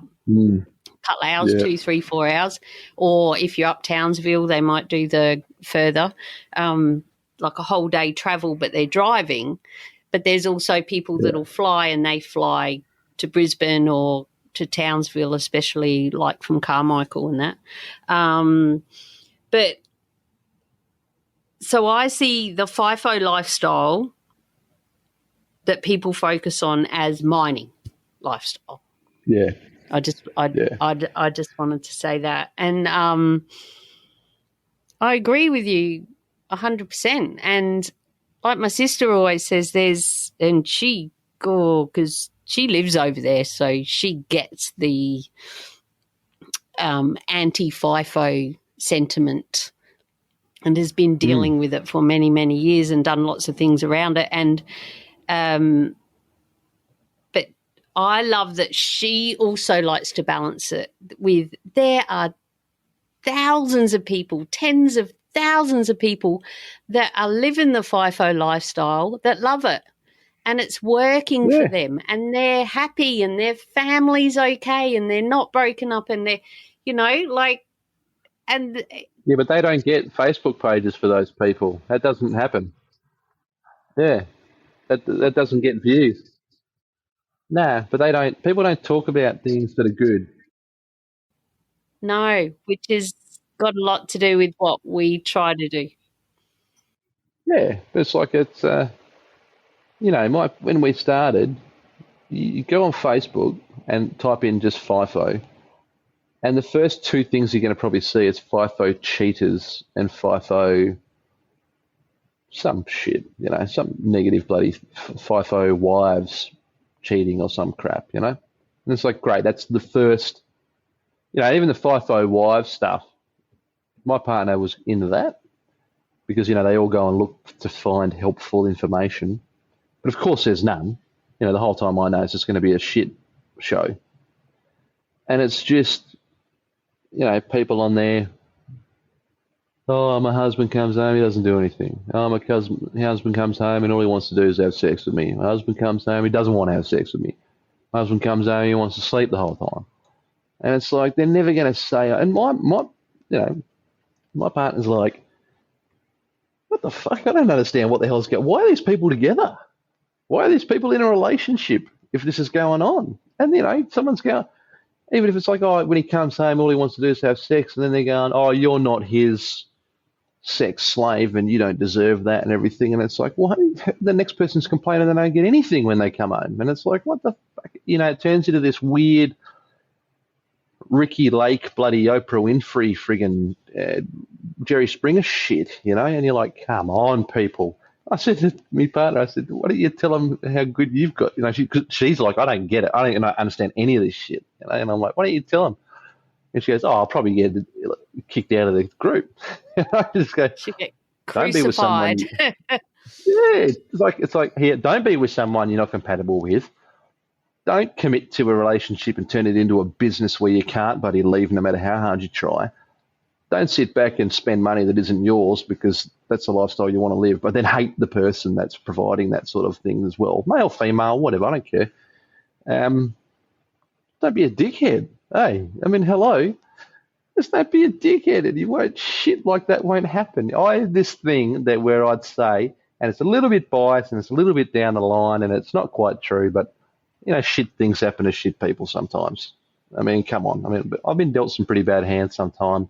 I do think back and think, you know what, I've done some pretty shitty things as well as a young person. But sometimes shit things just happen to shit people. And if you're not a fucking shit person, sometimes good things happen as well. So, I don't know. But the sparks only fly when it's all going wrong. And then everyone's looking. And it's like, oh shit, something's gone wrong here, something's stuffed up. No one gives a shit when it's all going to plan. Even my supervisors are like, man, I'm glad when something breaks because then we've got something to do. I'm just like, dude, I can make a break. I can make something break for you every day if you want. That's it. Yeah, it's like when you have a state of the nation or a big meeting out at work and you're like, oh, it's never going to be good. Or they'll say, oh, the prices are high and there's this and there's that. And then they say, but we still need to get the price per ton down, like to get it out of the hole. Yeah. You just told us how much you're getting per ton, and then it all comes down to that extra 2 minutes that we spent where we parked up early, because times every day, every year, every truck. Right, exactly. And if you're on a 3/4 of an hour turnaround down the pit, out of the pit, it can be longer, can be shorter, depending what levels you're at and all that. And you've got to time your park up to perfection because you don't want to be the last one the bus is waiting for. You don't want to piss off the digger driver who's like, he's already walked off the bench. He's like, what the fuck did you come back for, you dickhead? Well, it was a bit early to park up. I'll be the one in trouble. Yeah. Or you don't want to be the truck that should have gone down in the pit and didn't, and the digger is sitting there, wait on truck, wait on truck, wait on truck. And so that means the whole crew's parked up early and everyone's in trouble. It's either way you want. And on the last day, no one cares, It's like, yeah, we'll deal with that when we come back next week. Just get up here so that you're ready to get on the bus. We're going home. Oh, my God. Yeah. Right. See, I'm lucky I don't do that with what these guys would do, because we see that where, the truckies all have to leave earlier and they get back later. So that's where I'm lucky in that sense. But I mean, yeah, definitely. There's so much going on out there. Like, I mean, everyone wants to be a dumpy driver. Everyone, I just want to get out on the mines and drive the dumpies. And it's like, man, I don't know what they think the money's like. I don't know where all this stuff comes from, that they've got this in their heads. But yeah, the people that I'm getting is like, I'm getting so many foreigners and stuff that are like, oh, can you get me a job and can you sponsor me and all this crazy stuff? I'm telling you, man, like, the stuff that's going on out there is ludicrous. And you see, I've hit about 5, 6 in followers. And the interesting thing is that they're repeat commenters, they're repeat watchers, they're repeat for every single video I do. I know I've got a bit of a hashtag bomb, but I have already reduced that down by about 10. I don't really know how any of it works. I'm just winging it all, really. I didn't even know what TikTok was, until a few months ago, 8 months ago, 6 months ago, whatever. Me too, I'm new on it all. Yeah, it's like, what? But like, somehow it's working and whatever's going on, but they are I tend to find they are genuine. Like, the people I have on there are genuine. If someone does some funny video of them tripping over on dog turd or something and they get 1 million views, none of that's genuine. None of that's going to happen again, because people are just laughing at some bullshit thing, and they got a heap of views and they got 5,000 followers. It's never going to happen again. They got no interaction with the person, and their page is actually about origami or something stupid, and it makes no sense. But at least mine is actually genuine, so my audience is quite engaged, quite genuine. I get a lot of feedback, a lot of comments. I mean, it's endless. I can't keep up with it. But like, it's helpful, and whatever we can do to try and spread that sort of thing is great, because I do have a couple of other people that I'm working with. So like a machinery company, or a company that has an app that has a machinery sort of app. So once you've got it in there, you can put the trucks and the machinery that you work with on there, and then people can actually talk about just the machines. So like wiring harnesses, it's leaking oil, how do I run it? What does this knob do? So people can get together. It's almost like Facebook, where people can actually just use that program. And I'm just like, dude, come on. Of course I want to be involved with you. This is help. This is helpful. I'm here to help. That's your brain going, oh, I like that. Yeah. I'm just like, man, hello. Because everything I do is me learning from Jim to then share it with Joe, and that's what I do with work and my kids and everybody. So I do have a question as we start to move into wrapping up this epic episode. But don't worry, there's going to be a lot more of us two together in the future. So watch this space. Definitely. But how do you get away with having your phone on site for all your social media stuff, your TikTok, your Instagram, your YouTube and Facebook videos, especially the TikToks? Yep. So we get breaks during the day. And the best thing about it is the TikTok's only 60 seconds long, and I only do short form content. And that's the exact reason why. So we don't leave the pattern where we're working for a break. We don't go back to a crib hut. We don't do that. So we have breaks as we see fit. Mad Mumsy's got a hand up. And that is a question I had written down, but thought we might not get to it. You don't have your lunch. You don't have crib and your breaks at a crib hut. You have them in the pit. Because I've seen your TikToks about your funky lunch boxes and stuff, which is good if you need that. If you haven't got a fridge at the crib hut, like many of us do. So it's not bad. So because the other thing is as well, you look at guys that are on pattern and like the blast crews and all that, and they all leave, they shut down everything and they leave to go have lunch. So Yeah. they shut down, they've got time out to drive to the crib hut. So call that 10 minutes, maybe 15 sometimes. And then that's not in their time. That's not taken out of their lunch, which it can't be. And then they've got time back, so 10, 15 minutes. So call that half an hour of production time that they're using to transit back and forth. Call it an hour for lunch. So I've been at these crib huts when people are having lunch and they're doing hot seating and stuff like that, and everyone's just laying around reading a book or they're on their phone or they're whatever, or doing nothing. So what we do, and you've got to take the good with the bad with this, is we have our break on the fly. So our machines, we can eat while we work, plain and simple. The other thing is if you want to have a break and go and have a sit down and do nothing, then when you shut the truck down, the particular trucks that we use, they take a while to warm back up again. So even if we hop out of the truck and have a conversation with somebody else for about 20 minutes, our machinery, our tool will disconnect from the rest of the software and we'll have to fire it all back up again and get it going. So for the sake of keeping the ball rolling. Sorry, interruption. So your truck needing to warm up isn't the actual truck needing to warm up, like building up the air or something. It's the software reconnecting more than anything. The equipment, okay. The equipment. So it's the tool that hangs off a wire that goes into the ground is an electronic system that's talking to an onboard system, which is live as well. So that has to send signals back and forth along the wire. And the wire can be 600 meters long. So you've got data going through that wire. It's trying to run a system. It's trying to boot it up. It's, there's about 50 things that are running all at once. And once all that's in harmony and sync, then it runs and then we're off and racing. So when it's going, let the good times roll.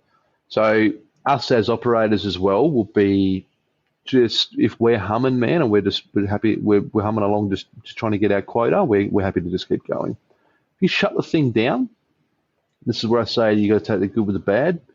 If you decide to shut it down, pack up, leave the pattern, go and have lunch, come back, fire it back up, you've probably lost 2 hours if you're lucky. Absolutely, if you're lucky, you've lost 2 hours of production in that day. And then you do that twice a day. If you did that well, twice if you want a to have day, your 15, if you want to have your smokos and stuff, I mean, and we're on a blast pattern, right? So it's not safe to be walking around on in the first place. So you've got that human safety aspect of things. You've got, do you go and have a 15-minute break and just walk around on a pattern full of holes and potential trip hazards and things like that? You got to keep sense where sense belongs. It's not common, but it's got to be there. So yeah, we don't have lunch breaks. The long and short of it, we don't actually have a dedicated lunch break. If we need to go to the throne and all hell's breaking loose, and we can get an LV to come in and grab us, but we've usually got drillers around, blast crew around. There'll be an LV floating around somewhere. We can hit the horn and or get on the radio and just go, hey mate, can you zip me up to the next crib up if you're feeling a bit crook or whatever, or you need to go to the loo. That's it. But no, we carry our gear. We're very self-sufficient, and you'll see on my videos, if you've seen the ones I did about what I carry on site, my backpack, I haven't make that a 3-part video because the amount of stuff I take with me. And the whole point of that is just, man, be comfortable. Be comfortable.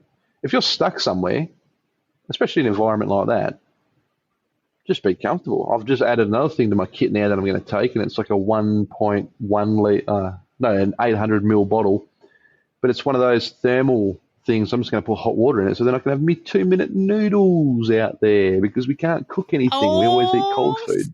Yeah, I'm bloody excited, eh? So I saw that and I was like, I can have 2-minute noodles. I could put some red sausages in there or something crazy. I can get al dente, mate. I can have it all happening, eh? Get all funky, we cook we cook pies on the exhaust system. Like that's just, we got pies and sausage rolls because they got all the Mrs. Max out there in the mess. We stick them on the heat shield for the exhaust and cook our pies and stuff like that. So it's good until you forget. I've heard that before. Underground do stuff like that because they don't have microwaves or anything. And then you Yeah. remember, and this is what happens. You remember, and you go, oh, shit, me pie. And then you look at it, and it's gone, and it literally just fell out like the last hole that you were logging, and you're like, oh, no, man, I had a thought about it 10 minutes ago. It would have been sweet, but now it's on the ground. Shit. So yeah, it's funny, but yeah, no official breaks for us. Right. So we were talking about, I think, phones on site and how you've got permission. Yes, those phones. Yep, correct. That. Yep. So that's how it. we That's ended right. up with crib, I don't know, but that was me. Sorry. Well, that's lunch breaks, right? So that's what I do. So I've got time for myself to do whatever I want with. So my smokos, my lunches, I use them when I want to, and that's what I do. I go and stretch my legs and make a video. That's it.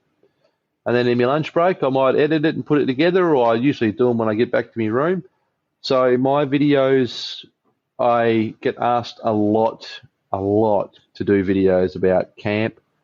Can you do a walkthrough? Can you do a day in the life? Can you show me the truck? I get a lot of requests like that. People that want to see the action. They want to see the grit, But I just don't do it. I won't do it. I probably never will. The client, so the big company that I work for there, I'm a contractor. So my company are okay with everything I do because I don't show anything. I'm not defamatory in any way. I'm not, goofing off and dancing around and acting silly. I'm telling you guys out there, people that get snuffed out, the nail that gets hammered, the nail that sticks out gets hammered. All right? The nail that sticks out gets hammered. If you're going to do videos, jumping around your bedroom, jumping around the crib hut, jumping around on site, acting a fool, slipping around, sliding, dancing, doing silly stuff, you're going to get taken out. End of story. Because you're making the company look bad. You're making things look silly. You're making your health and safety look like a joke. And that's where things are going to go south for people that are doing the wrong thing on videos. So, and if you're adding sexual content and things like that, you're just going to get snuffed out as well because it's not what we're there for. We're trying so hard every day to equalize and make everyone be treated equal. And if you're sexualizing the trade and the site and what you're doing, if you're making it you're just making it worse. You're not doing yourselves any favors at all by prancing around and making it a sexual thing. It's ridiculous. So I know you get views and you think it's fantastic, but just do it in your own time. Don't do it in your uniform. Don't do it on site. Don't do it there. Don't make it a FIFO a thing. It's just ridiculous. Yeah, you're wearing your name badge. You're wearing your gear. You're just making yourself look ridiculous. So just that has to stop, right? End of story. I mean, I do my videos. I make them as educational as I can. I try not to show anything in the background. Like I said, my company screen my videos. My client screen my videos. Everything has been seen by everybody. And I'm just careful to not show things that don't need to be shown. So I don't know. What else is there? I leave it to them to tell me I can and can't do it. Other people have done stuff. Other people have said things. Other people have talked about where they work, and they are the ones that are getting chatted up about it. So they know who they are. They'll know it when they hear this. And that's a big lesson. Because everyone listens to this podcast, right? But it's a good lesson for people who are new to mining or haven't quite got their start yet, to be aware about what you're allowed to take. They'll generally, when you first start, especially if you're going to be a truckie, they'll let you have one photo with the truck. You can put that out on your social media, but after that, game on. You can get fired for it. And that's why it's intellectual property. It is. And you're on their site. And it always will be. And you will have done inductions and procedures when you signed up about their social media policy. And you have to follow it. And even if you put on your, say, your Facebook profile that you work at so-and-so, you can get in the shit for that, because everything that you then put on Facebook is you're seen representing as that saying business. representing the company. So as Yeah, soon as I heard that definitely, in a big meeting years ago when they changed it, as I was walking down the ramp on my phone to the light vehicle, because we were allowed to then, I changed where I worked to like madmumsy.com. I don't work at this place anymore because I'm not representing them when I'm fishing. Or I don't fish, but like for people that fish or whatever, when I'm home on But it does break, happen, eh? I don't do that. And also they search your email address. Yeah. So whatever email address you sign up for, I'm not sure about all the social medias, but for Facebook, it doesn't matter what you call yourself. The I was going to say humanity. What is it? Human resources. When they do go into social media and check shit out, and they put people's email address in, and that's what will show up. So beware, and know before you go in. That's the thing. Yeah. So don't take a photo of that concern. incident that you saw. Don't show. And that's why. That's the biggest why. Of course. As to why and if you're there doing a pirouette with a mop in your hand and you're talking about watch me clean a room on the mine site and you're spinning around with a mop in your hand, when you fall over and break your wrist and you're trying to get a medical claim, they're going to say, well, we just watched you in a TikTok video doing, you don't know how to use your tools properly. You're acting a fool. You're doing silly things like that. That's your character now. And the insurance company's going to go, dude, no way. You'll let it. And your supervisor's allowing you to act like this on site. And you've done video evidence of you doing it. So, I mean, hello. And the other things are, if you're going to go, and this is rampant, you'll find this anywhere you find someone. And I reckon I'm just one of the few that doesn't do it. And I've been through my stuff to make sure I don't. Because you're so special. I can't wait to hear what it's going to be. I need to know what this is. No. It's you when you're a channel or you're someone, I'm Mitch On Mining, right? So my stuff is mining. You go through people who have got a FIFO's their connection to their social media, and they've got a channel and they've got all these views and all this following and that.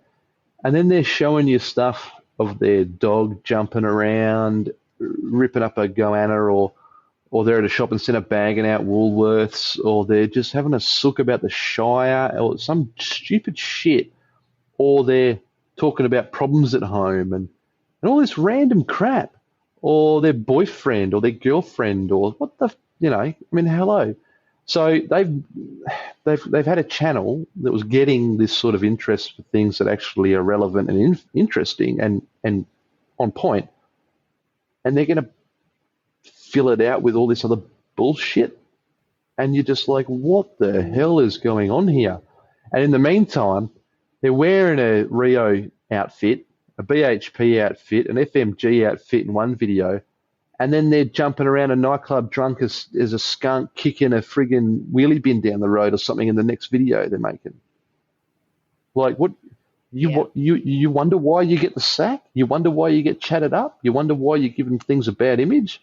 You've done it right there and then. It doesn't take a genius. And I'm telling you, this is rampant. This is totally rampant. And even some of the big people that have got tens of thousands of followers when it comes to FIFO-related stuff do silly stuff like this and do off-the-cuff videos that make no sense. And they are just tarnishing themselves, what we're trying to do here, the whole thing. It's just weird. I don't know, it's just a joke sometimes. It's not easy. It's not hard to be careful. And, I've got so many eyes watching my stuff, and I haven't been picked up on anything yet. Yeah. And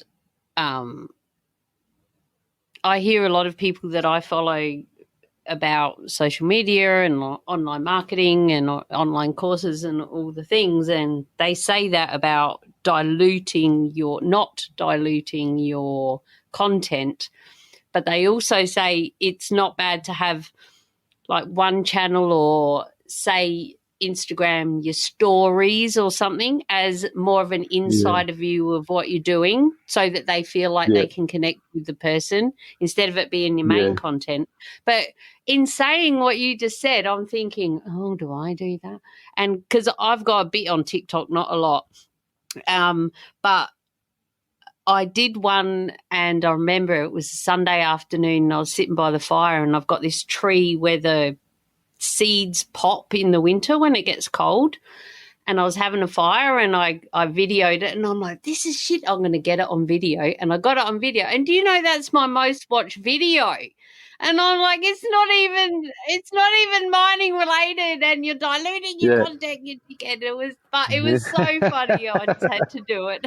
And you just think, oh, I could. So look, I have got a couple of other ones that I've picked up because, like I said, I got I got a bit of attention with the barbecues from people. So I actually started. See, that's where you'll have to be careful now because I've got thousands of videos and photos of barbecue stuff that I've done over the years.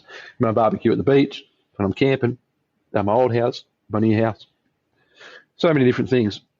So I've done a barbecue one for TikTok, and I've actually done a cars one, like a Hot Wheels cars one, and that because my son, it's an opportunity for me and my son to share them. You know, I found out I was having a son 14 years ago, and I thought, well, I'm going to start collecting cars for him, and one day they can all be his. So, you know, we're talking 2,000 plus cars. You know, and he's 15 now, and we're still just getting them randomly, sort of one at a time. But so for the cars one, what's going on here? We called it Cooper's Cars. That's a good idea. So that's on TikTok. Cooper's Cars. Oh, yeah, I remember. Yeah. So and what's the Cooper's barbecue Cars one? on TikTok. Coop's on cooking. I was going to do Mitch on meat, but I thought that might. Mitch on meat might get the wrong. The thing is, though, everything is meat. I mean, I was going to say I nearly swallowed my microphone, but that's not true. that just plays into the same situation. But yeah, I know. And I'm like, yeah, Mitch on meat, that's good. I'm like, I can see where this is going to go, so I'll make it Coops on cooking. So no, but like. I don't know. Like I was saying, a lot of things happen. Oh. Yeah. I was going to say you do a lot of things sometimes, and it's just worth sharing it. That's all. Yeah. And that's a good idea to, rather than dilute your channel, like, so for those FIFO channels that are doing all the stuff on their break, create another channel for that.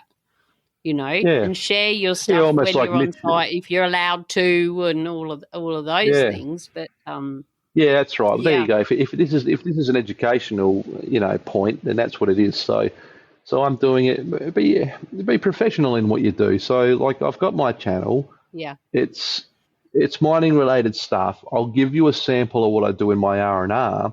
And then if you read the comments, read the room, like, look what's going on. People are like, man, your barbecues, your food, your barbecues, your food. Cool. Now, bang, I'll make another channel. That's where I can filter people to. Yeah, whatever happens. It's fine. But, yeah, I'm not bringing it into mine. And I'm not like, oh, come with me down to the beach. Like, I might be down the beach. I'll do something down there and be like, oh, hey, Mitch, because Mitch on R&R, like that's another take on what I'm doing. Here I am down at the beach, sweet. And then in the background, you'll see my car and my setup. And then that'll be like, dude, what's going on with your car? Because I've got a bar, I've got an oven, I've got 2 fridges in my car, I've got the slide pan, and I had all that before I was doing FIFO as well, FYI. So, but people will pick up on that. They see it in the background, they want to know. But then you don't want to bombard your channel with car-related stuff because it's not what we're here for. So know your audience. Dedicate yourself to what you're doing. I'm still a beginner. I got no idea what's going on. I'm nobody. So, just not true. Not true anymore. You need to change those boots, Mitch, because they're changed already, right? No. Yeah, you've learned a lot from your journeys. Yeah. Well, yeah, I mean, I haven't even been mining a year yet. I mean, it'll be a year on the 25th of January, and that's it. Right. So, yeah, you never quite answered that question at the start. So, less than a There year. you go. Let's see how you go for the next. I know, like I say, sometimes it's like it only takes a year, and you know, you That's it. kind of know. And yeah, yeah. I was good for the first 10 years, and the last Yeah, 3 were a struggle. But as it turned out, I was going yeah, through menopause, but didn't know, which my listeners know about. I was just, I can't do this anymore. Like when I needed to go to the crib up for a cup of tea because I got smashed with that big rock.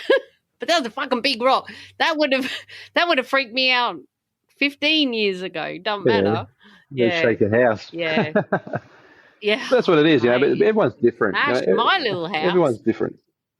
They are. And situations change. And all we can do is just do what we're doing now and love it and keep those boots on and have fun and bring. I love that when I can see you on site, you're like, I feel like you're the me, you're my sister. You're the one on crew who's trying to do what you can to lift everyone to, hey, we're here.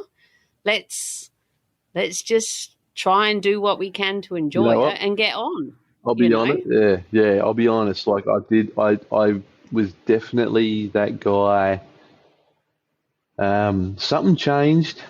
Something happened. Something changed. Oh, changed already. Nah. I don't know what it was. Like it was just. I don't know. You got. And I was always like, but when you walk in the room in the morning and you're just like, yeah, man, let's rock and roll. Or it's like you walk in, you're like, hey, how's everybody? Because you're just faced with you got to find the level. people that have got, sometimes people have got this, I don't know, let's just say there's some people where you're like, how are you? And they're like, well, I'm here. And you're like, oh, that's I'm alive, woke up today. I'm so glad for you that you've that's your stoic response to everything. There's some people where you're like, oh, how are you? And now don't just say nothing. They just don't say anything. Exactly. So just don't ask them. And then and sometimes you become a bit woke. Like I'm someone where I come in, I want to know I want to know everything. I want to get in. I want to get involved. Everywhere I work, if I start at the bottom, in 12 months I'm in a management supervisor, assistant or something. It's just how it works. I never sit at the bottom for long. And not that there's anything wrong with the bottom, but I'm always keen. I want to learn more. Show me more. Tell me how it works, man. Show me the numbers. I'm interested. I want to be a part of the machine. I want to help it run. But you got some people that just belong where they are, and that's fine, and they're happy with that. But that's not me. So sometimes in a role sometimes you're not, and I'm not. So I kind of hit a wall a little while ago where I was like, okay, I kind of was told like this is it. I thought this was going to be rocket science. I thought this was going to take forever to master, but it didn't. Of course it didn't. So by the time I knew what I was doing, I was like, this is it. And they were like, yeah. And I'm like, and I was literally told like, this is it. This is it. There's no more growth. There's no higher. You're an operator. You're an operator, right? You're an operator. This is it, right? You're not an opportunity to.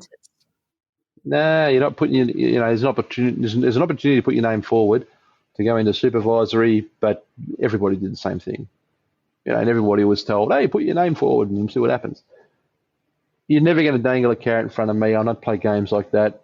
I'm not a teenager. I'm not silly. I don't do that. So, who knows what's coming next for Mitch. But, it happens. I saw things a little bit differently. And I even tell my guys, I'm honest about it. I say, look, I'm sorry that, I'm not as bloody pumped up as I used to be, But then I've come back from it a little bit since. So I was aware of what I was told, and I've had a bit of a bounce back, and now, but you're right, I am that, I'm giving the guys curry, I'm winding everybody up, and when someone's sad, and or someone's just been a sad sack, they're intentionally doing it. I'm like, geez, mate, it must be fun being your mates. I just turn around and walk away, like, how's it going? They're like, I'm like, yeah, it's a good answer, mate. So, like, let's pump it up. Let's have a good time. Let's get some lollies, get some chockies. Let's go and, steal some shit from the bloody crew hut. Let's go find some stuff. Let's have a good time. I don't know. Let's go, I don't know, have a laugh. Geez, we have some great fun, eh? Yeah. We stuff around just so much. Lighten up. It's just lighten hilarious. the fuck up. Lighten up, man. It's like, dude, right? fucking Let's relax. let's just lighten up. Stop moving dirt. That was a big thing after work at one band camp I was at, and we were having beers, and we'd start off. If you talk work, you have to have a drink. Like, you got to right. But it always would end up, we're moving dirt, we're talking about the day, we're talking about the this, the that, and it was the defragging of the week or the day or whatever. But it was stop moving dirt. I was like, oh, okay, what else do we got to talk about? Oh, there's what else are you going to talk about? Because it's funny, because I don't talk about home. Football, shooting, pigging up here. They all do pigging. But do you know they don't shoot a pig? They stab them, and the dogs get them, and then they kill them with a knife. And as soon as I found out that, I was like, I can't. So they'd be, especially when it's raining, they're all sitting around with their pig hunter fucking magazines, or their shooting magazines, or they're in there watching a video, because sometimes we had, movie nights, because it rains a lot over here. In certain crib huts, you could do stuff like that, and they're watching shoot up bloody things, and I'd be like, right, this is me, so I've got this is where I'm sleeping. This desk is where I'm working, so I'd take all my lists, all my Mad Mumsy stuff. I'd take my iPad and my little Bluetooth keyboard, and I'm like, I'm doing shit. You can watch your stuff. Oh, my God. And other people would be reading the, That's Life and New Idea and all those sort of magazines, or people read a lot, eh? There was always the library area. Yeah, we'd pass books around when it rained and stuff like that. So, do you know we've ticked over to 4 hours? I told you. When I said 3, you were like, what? I'm like, yeah, it's going to be 3 hours, man. Yeah, and I said, don't tell Mad Mumsy that. I can go forever. So what we might do is we really don't need these answers, but we'll try to keep these short, and we will wrap it up, because I've got to go over and visit my mum and put her bins out, and I've got to change the prices of her art on her website. I might tell her I'll come and do it after work tomorrow, because I might do it wrong now. I've had a couple of beers. I'll walk across the road. Yeah, and then it'll go sideways. Yeah, I'm walking over. I'm not touching her website. Mercury's in retrograde, and I've had beers. I'm not doing it. Okay, Mitch, what's your favourite roster, and what are some of the ones you've done so far? Well, the only one I've done so far has been 2 and 1. 1 year of mining. I know. And what's funny about that too, though? I think it's relevant because I'm still... You got to be in it to... I'm not jaded. I think that's what's funny, why this works, because I'm still fresh. Yes, right? yes. The things I talked about initially, I wouldn't really talk about again now. Yeah, new eyes, correct. Because a lot of people are spun out. They're like, no way. And they think I'm like 4 or 5 years in. I'm like, nah, man, I haven't even won yet. And they're like, they disbelief. So, but nah, 2 and 1 is it. And I think it's awful. Only because I lose nearly 2 full days because of where I live. So people think it's bad already that live near an airport. It's worse for me, but I really don't mind it. I really don't mind, but it's a long time. Every time you look at the calendar, it's another month. That's what happens. A month rolls over rather than a week or a swing or a day. Round. It's a month at a time. Yeah. It just goes a month at a time. Right? Yeah. Exactly. You think 5 and 2 goes quick. Try like days. How do you do with night shift, and do you have any sleeping tips? I sleep during the day fine. So I'm one of the rare people that can just sleep during the day. I'm fine. I have no transitional day after.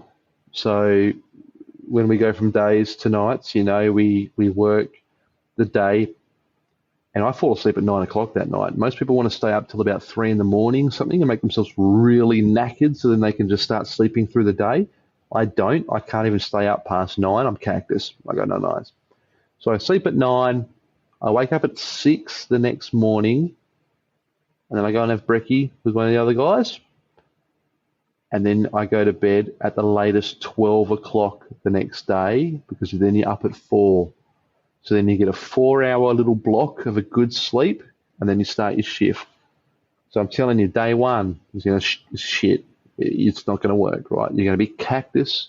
Might even start at midnight. Midnight, 1 o'clock, 2 o'clock, 3 o'clock. Pick any one of them. Sometimes you look at the time and it's 10 o'clock, and you're like, wow, I've been here for, it feels like I've been here for hours, and you've only been there for 2.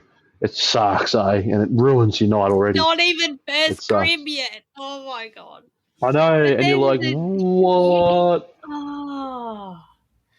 But then you just get into, like, time is so relative, and you just get into something happens, or there's a thing, or before you know it, it's, oh, shit, it's 2 o'clock in the morning.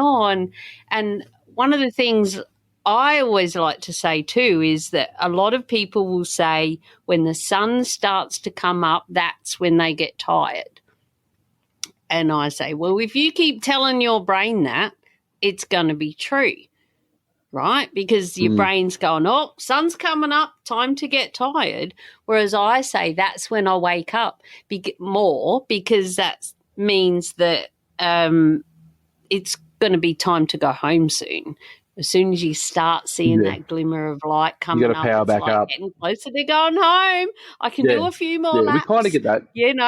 Yeah, we kind of get that. Yeah, it's funny because it's like, but there is there's chemical release in your body when the sun rises and sun sets. It's your natural, it's your body's way of responding to the sun to tell you it's time to sleep and it's time to wake. So you have to fight that. That's why it takes so long. That's why it takes 4 to 5 days to get in the rhythm of being awake, because you're getting to a point where your brain is supposed to be in REM. It's primed. It's ready. It's supposed to be in that deep sleep, and that's your kind of, midnight, 1 o'clock-ish or whatever, when you would have normally had some light sleep for a few hours, and now you're sitting right into deep sleep. But you're awake, so your brain's going schizo, doesn't know what's going on. And then my thing is about that 2 or 3 o'clock, but the first couple of nights it's like 1-ish.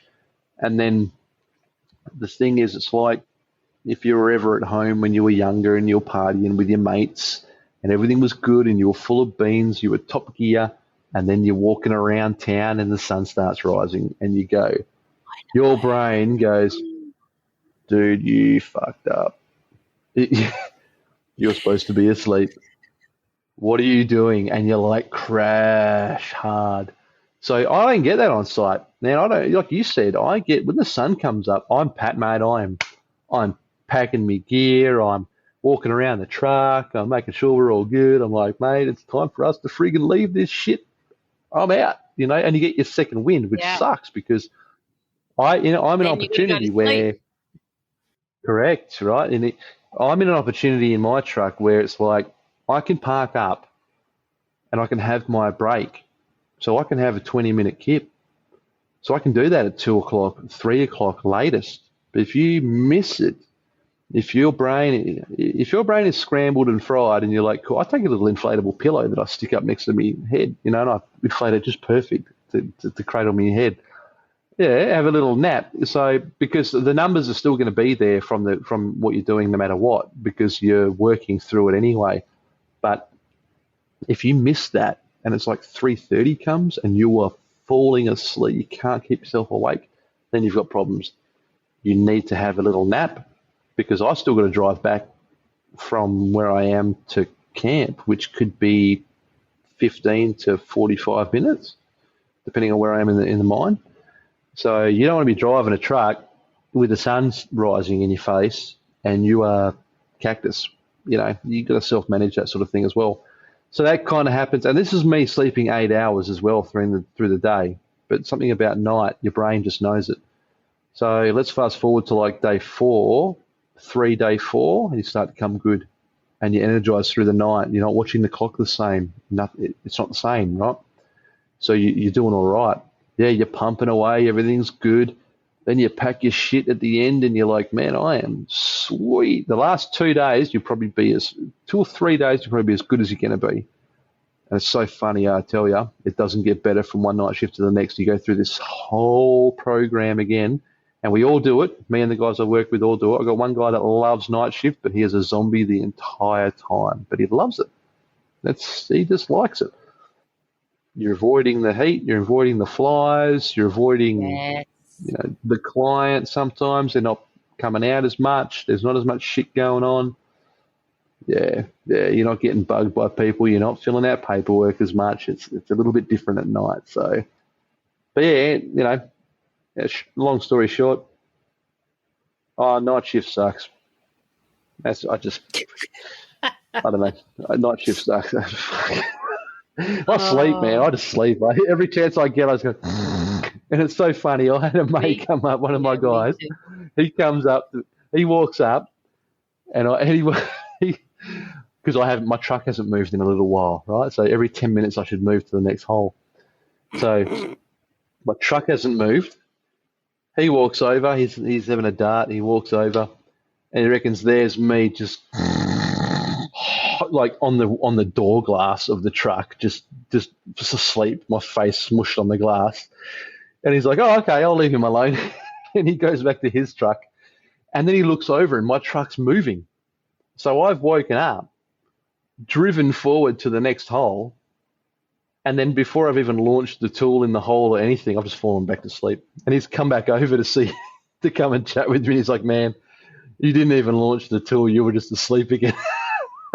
Oh, my God. And I was like, "Hey, I tried. At least I'm still keep the truck running, man." I've pulled up and I've activated all the system. It's locked the truck in place. It's in park and everything. But instead of actually pressing send to drop the tool down the hole, I've just... So you did the safe bit, the last bit. Yeah, I did all the bit that mattered, and then I just went, no, instead of...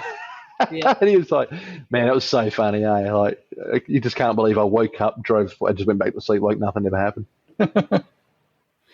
Well, I did that once on, I was in a water cart and they were washing down the drill, getting ready for a service, and it was over in the boondocks, like where the yowies were, so it wasn't near the pit or anything, no lights. And the cleaning people in their sperm suits were there, and there was no automatic make the hose go. You had to have your foot on the accelerator. Oh, Long yeah, story keep the short, pump running, I fell asleep with my foot on the accelerator, and because you got to watch them, and they'll come out and they'll go, turn it off, and while they move, and then you're good, Anyway, I fell asleep. Next minute, old mate's knocking on the window. I was like, what? And I fell asleep with my foot flat on the accelerator, and I'd been there for over nearly 2-3 hours. How I didn't run out of water, I don't know, because it was on, off, on, it's off. just pumping everywhere. And my supervisor had been calling up on the two-way a couple of times. Are you done over there yet, Leanne? I'm like, no. It's bloody hell, they're high maintenance. I'm like, yeah, right, stinking drillers, that's what we used to call them. High maintenance. They are their own crew, that's for sure. Oh. Yeah, for sure. Now, what do you do with your old PPE? You probably haven't got much old PPE yet. And everyone knows what it is now. They never used to before COVID. Personal protection equipment, like your hard hats and your high vis. Do you wear it if you go fishing or at home, or you never wear high vis at home? No, well, I do have. I haven't got my spares at home, yeah. So the pants, definitely. So if you're working on the car or whatever and you got to do grease and kneel down because you've got the knees are padded, the knees are, good pockets. Yeah, definitely keep them. The shirts and that, I reckon they're going to be good for, because I live near a place where there's a lot of fishing. So that I would get a lot of value out of that. I've got good jackets and stuff from previous places I've worked, and I keep them for that because definitely if you go overboard, if you go over the edge off a cliff or something like that, if you go bush walking and you get lost or something like that, I think old PPE is great. Definitely, yep. I'll have it for that. I use it for that. And the good thing is it's hardy. And even the gear I wear now, I work with guys that look like they work in a coal mine, and it doesn't make any sense to me because I can keep my clothes clean, but I've been like that for years. I just get allergic to dirt, and it just I repel it somehow. But I'm like that, eh? But it's good. I think make the most of it, eh? Even if we cut the sleeves off and just make them into, like a sleeveless thing you can use while you're out in the garden, just to get a bit of sun on you, stay cool or whatever. No, they're good.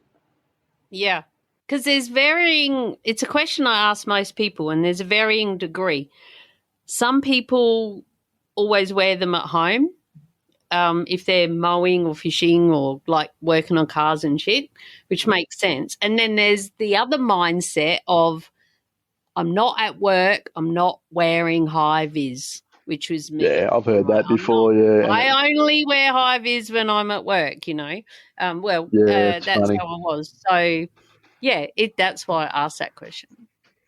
Now, it is. People are very one or the other. They get like that, but I'm like, I've got a thing about work uniforms. I'm pretty proud to have a job, and I like to put my gear on and have it all look neat and tidy, and get suited up and get ready for my day. So it's weird. I kind of keep there's a value in having that kind of gear to me. It's purposeful clothing. So it's kind of strange, a bit weird, I suppose, but mate, you get it for freebie. Bloody use it. It's free, and like you say, it's hardy, and it's they're tough, and they're old favourites. Let's face it. By the time they get for the fishing pile, they're old favourites. So, and what about your boots? Good. I saw your latest TikTok was all about new boots.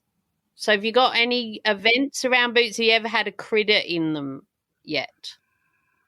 Nah, I keep all my stuff in my room. But some people do leave them out of their rooms, and I think that's crazy because all the bloody lizards in it. Some sites, you're not allowed to keep your boots in your room. Yeah, wow. Oh, contamination because of asbestos and stuff like that, eh? Yeah. Probably. Yeah, definitely. Yeah. No, that's what it is. Yeah, because contamination. So, no, that's the lead. I think lead is like that. They're not allowed to keep their clothes or anything. They got to change out before they come back to their room. Lead mining and that. Yeah. But like I've got my pair from one of my last gigs. I've just put aside. I like to, sometimes I'll just pass them on to the old man and give him something to thrash around in for a while. But this time I had a pair fail on me, and I've had to move on to another pair, and we'll see how they go. But if I can do a pair a year, I'll do it. Keep the old ones for going bush, collecting firewood or whatever, for sure. But a good boot. I mean, if you've got them, they tend to do the split. They do the split on the, when you got so that's the toe, that little spot there on the inside where the steel cap would just crease. They tend to split there. If they don't do that, I mean, there's years of life left in them. So if you can share them with somebody, for sure. Yeah, for sure. So there's one new ones I got now that, like the new ones now, I don't know how they're going to go. Like I say, I've got a foot like a duck and a high arch. So if they come good, they'll be all right. But we'll see what happens. Yes. I had Penny Crawford from Crawford Boots on the podcast. Episode 86, I think. And, it wasn't long ago, yeah, they're underground boots, mostly, the high ones. And I learned so much about boots then. But we've got a boot tree. Have you seen boot trees yet? I've seen a boot tree, yeah.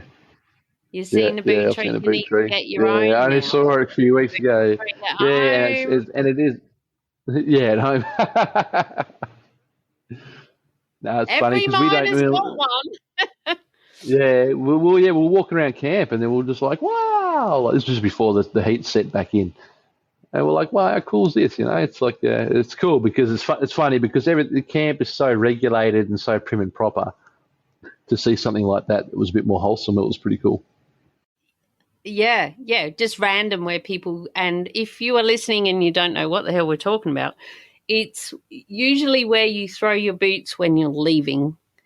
It's like, I'm out of this joint, and you leave your boots. And it's a big part of Steel Cap Sisters and what we do and our What Boots podcast and all the branding and everything around that. So, yeah, my sister's got a gutsy one at Mandurah where they are. When I'll have to come visit you when I come over and visit my sister, for sure. That's funny. I did a bit of time in Mandurah too, though. I know the area quite well. Yeah, oh, it's lovely. Ago. Wasn't nice. the best. Wasn't the best time. Wasn't the best time of my life. But Mandurah was a different place back then as well. So yeah, but don't take that out on the town. Yeah, you can't take that out on the town. Man. But you do. Nah. It's natural. It's human. Yeah. Well, we might start to wrap up. My last major question is, what is your special place when life turns to shit? How do you personally handle tough times? What are your strategies to hang in there, Mitch? That's a tough one, eh? I don't know. I'm a weird one. I don't really let things get to me where I need to have a special place. You know, the places for me exist in my mind. It's more of a mindset than a physical place, because a physical place can be taken away from you. If you've got a physical place that you rely upon and then one day it's gone, then what are you going to do? So mine, sorry, I don't have a yes or no answer to that question, because mine's more of a mindset, a mind frame. I think I move a little too fast in my mind to actually stop and smell the roses and actually have a relaxing place in the world. So, yeah, that's going to be me. I've got no answer to that one. Sorry. No, you know what is interesting is how you really related the word special place to a place. To me, yes, it's a place, but it's definitely the mindset that you are in when you go to the place. It's a place in time. So like barbecue. For me, I think barbecuing or, something. Yeah, you know, it's funny. I have such a complicated mindset. So I've got the pool I can be hanging out in. I've got my shed, which is a very well-equipped workshop. Very, very well-equipped. I had a business, and I've migrated all that into my own sort of personal life. So I've got anything I need. I've got the bar, and anything I want, I've always got. I've got the barbecue area. I've got the theatre, but happiness is a state of mind. It's not what you surround yourself with. It's weird. It's complicated. Yeah, I could be happy just sitting there doing nothing. Exactly. Just anywhere. I live on the coast. I've got a beautiful surrounding. I've spent many times at the beach with my car watching the sunset with my family. We used to do it 4 nights a week. And I haven't done it in probably 12 months, and I still feel the same as I did about it then. So it's kind of strange, eh? I wish I had somewhere I could just go and it'd be an easy answer, because then I could just easily enjoy it. I want to be simple, but unfortunately I'm not. No beating yourself up boots needed at all, because it's also, to me, it shows that life doesn't turn to shit that often for you. If you let things have too much power, and when it comes to influencing how you feel, you've kind of let go. You've lost control already. If you let it have a situation where something can just change around you and it's crash and burn, my mind's frazzled, I'm fried, it's all over. You already had everything teetering on the edge to begin with. You were never happy, really.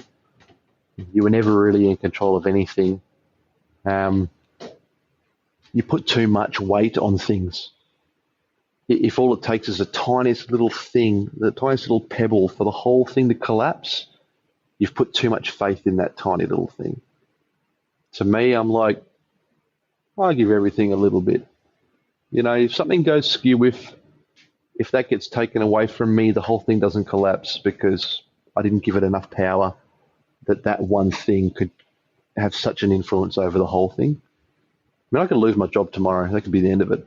But I've got enough money put away that there's absolutely no stress to what happens next.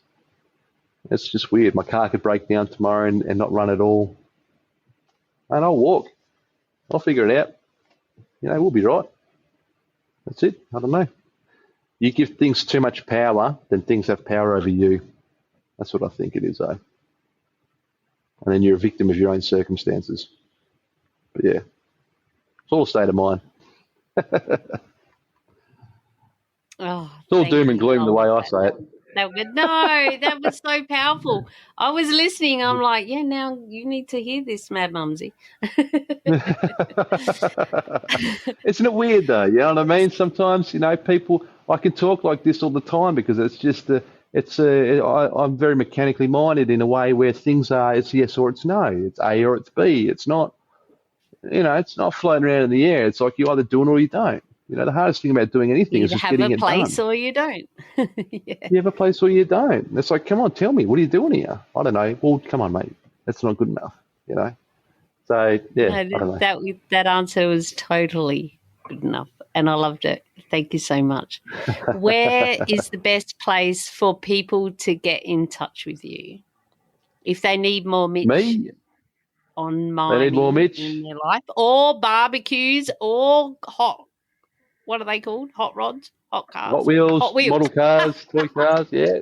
So you can you can catch up with us on TikTok. So Mitch On Mining on TikTok. So Coops on Cooking or Cooper's Cars, if that's your kind of thing.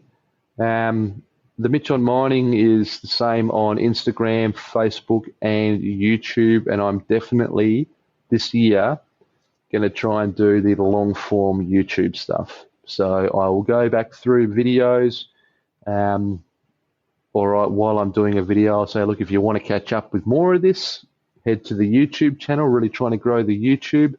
And then, have that more informed information, more discussed. It's still just going to be the same thing as me just here in front of the camera. You know, I'm not really savvy with editing and all this sort of magical stuff that they do on computers. But yeah, a little bit more of a conversation where I'll use the comments from those 60-second reels to give me that sort of feed so I can make those YouTube videos and have proper sort of 10-minute chats and things like that. So, TikTok for now, but trying to get that YouTube cranking so we can build a bit of a stronger audience there. Beautiful. Sounds good. And thank you so much for coming on the podcast. Is there anything else you would like to say to call this episode complete for you? Just I think generally when it comes to the theme that we're working with here and what we're talking about, use the information that's being provided, use the tools that are being provided by people like us, you know, like Mad Mumsy, Mitch On Mining. You know, if you can get anything from what we're doing, then get on board. You know, ask the questions, get in the comments, have a chat. If you've got a question, ask it, because we can't answer everything without knowing what you want to know about. And take it from us. You know, we're there, we're doing it, we're living it. So, you know, do away with some of the wives' tales. Take it from the people that are actually doing it, not the people that are glorifying it and making it something it's not. And don't listen to the people that say it's all shit and it's a nightmare. Every job has its pros and cons. FIFO is not a blanket bloody shit thing or an amazing thing or whatever. This is just life. It's just what we do. It's a category. It's whatever. So I don't know. Listen in, subscribe, follow, and ask questions. And that helps us build our content. Beautiful. There you go. Thanks so much, Mitch, for this epic. No worries. Don't hang up yet, though, by the way. Thanks so much for this epic episode. I can't wait to share it. And let's face it, people can listen to this between first and second crib because we got hours and hours to kill out on site. Or when we're traveling and when we're on the plane, and there's shit like, long form is good. It's time to say goodbye now. We could chat all day, and I think today we did. All the links we discussed in this episode are at madmumsy.com/beers89. Until next time, stay safe, be real, be special, and have fun, for we only live once. Cheers.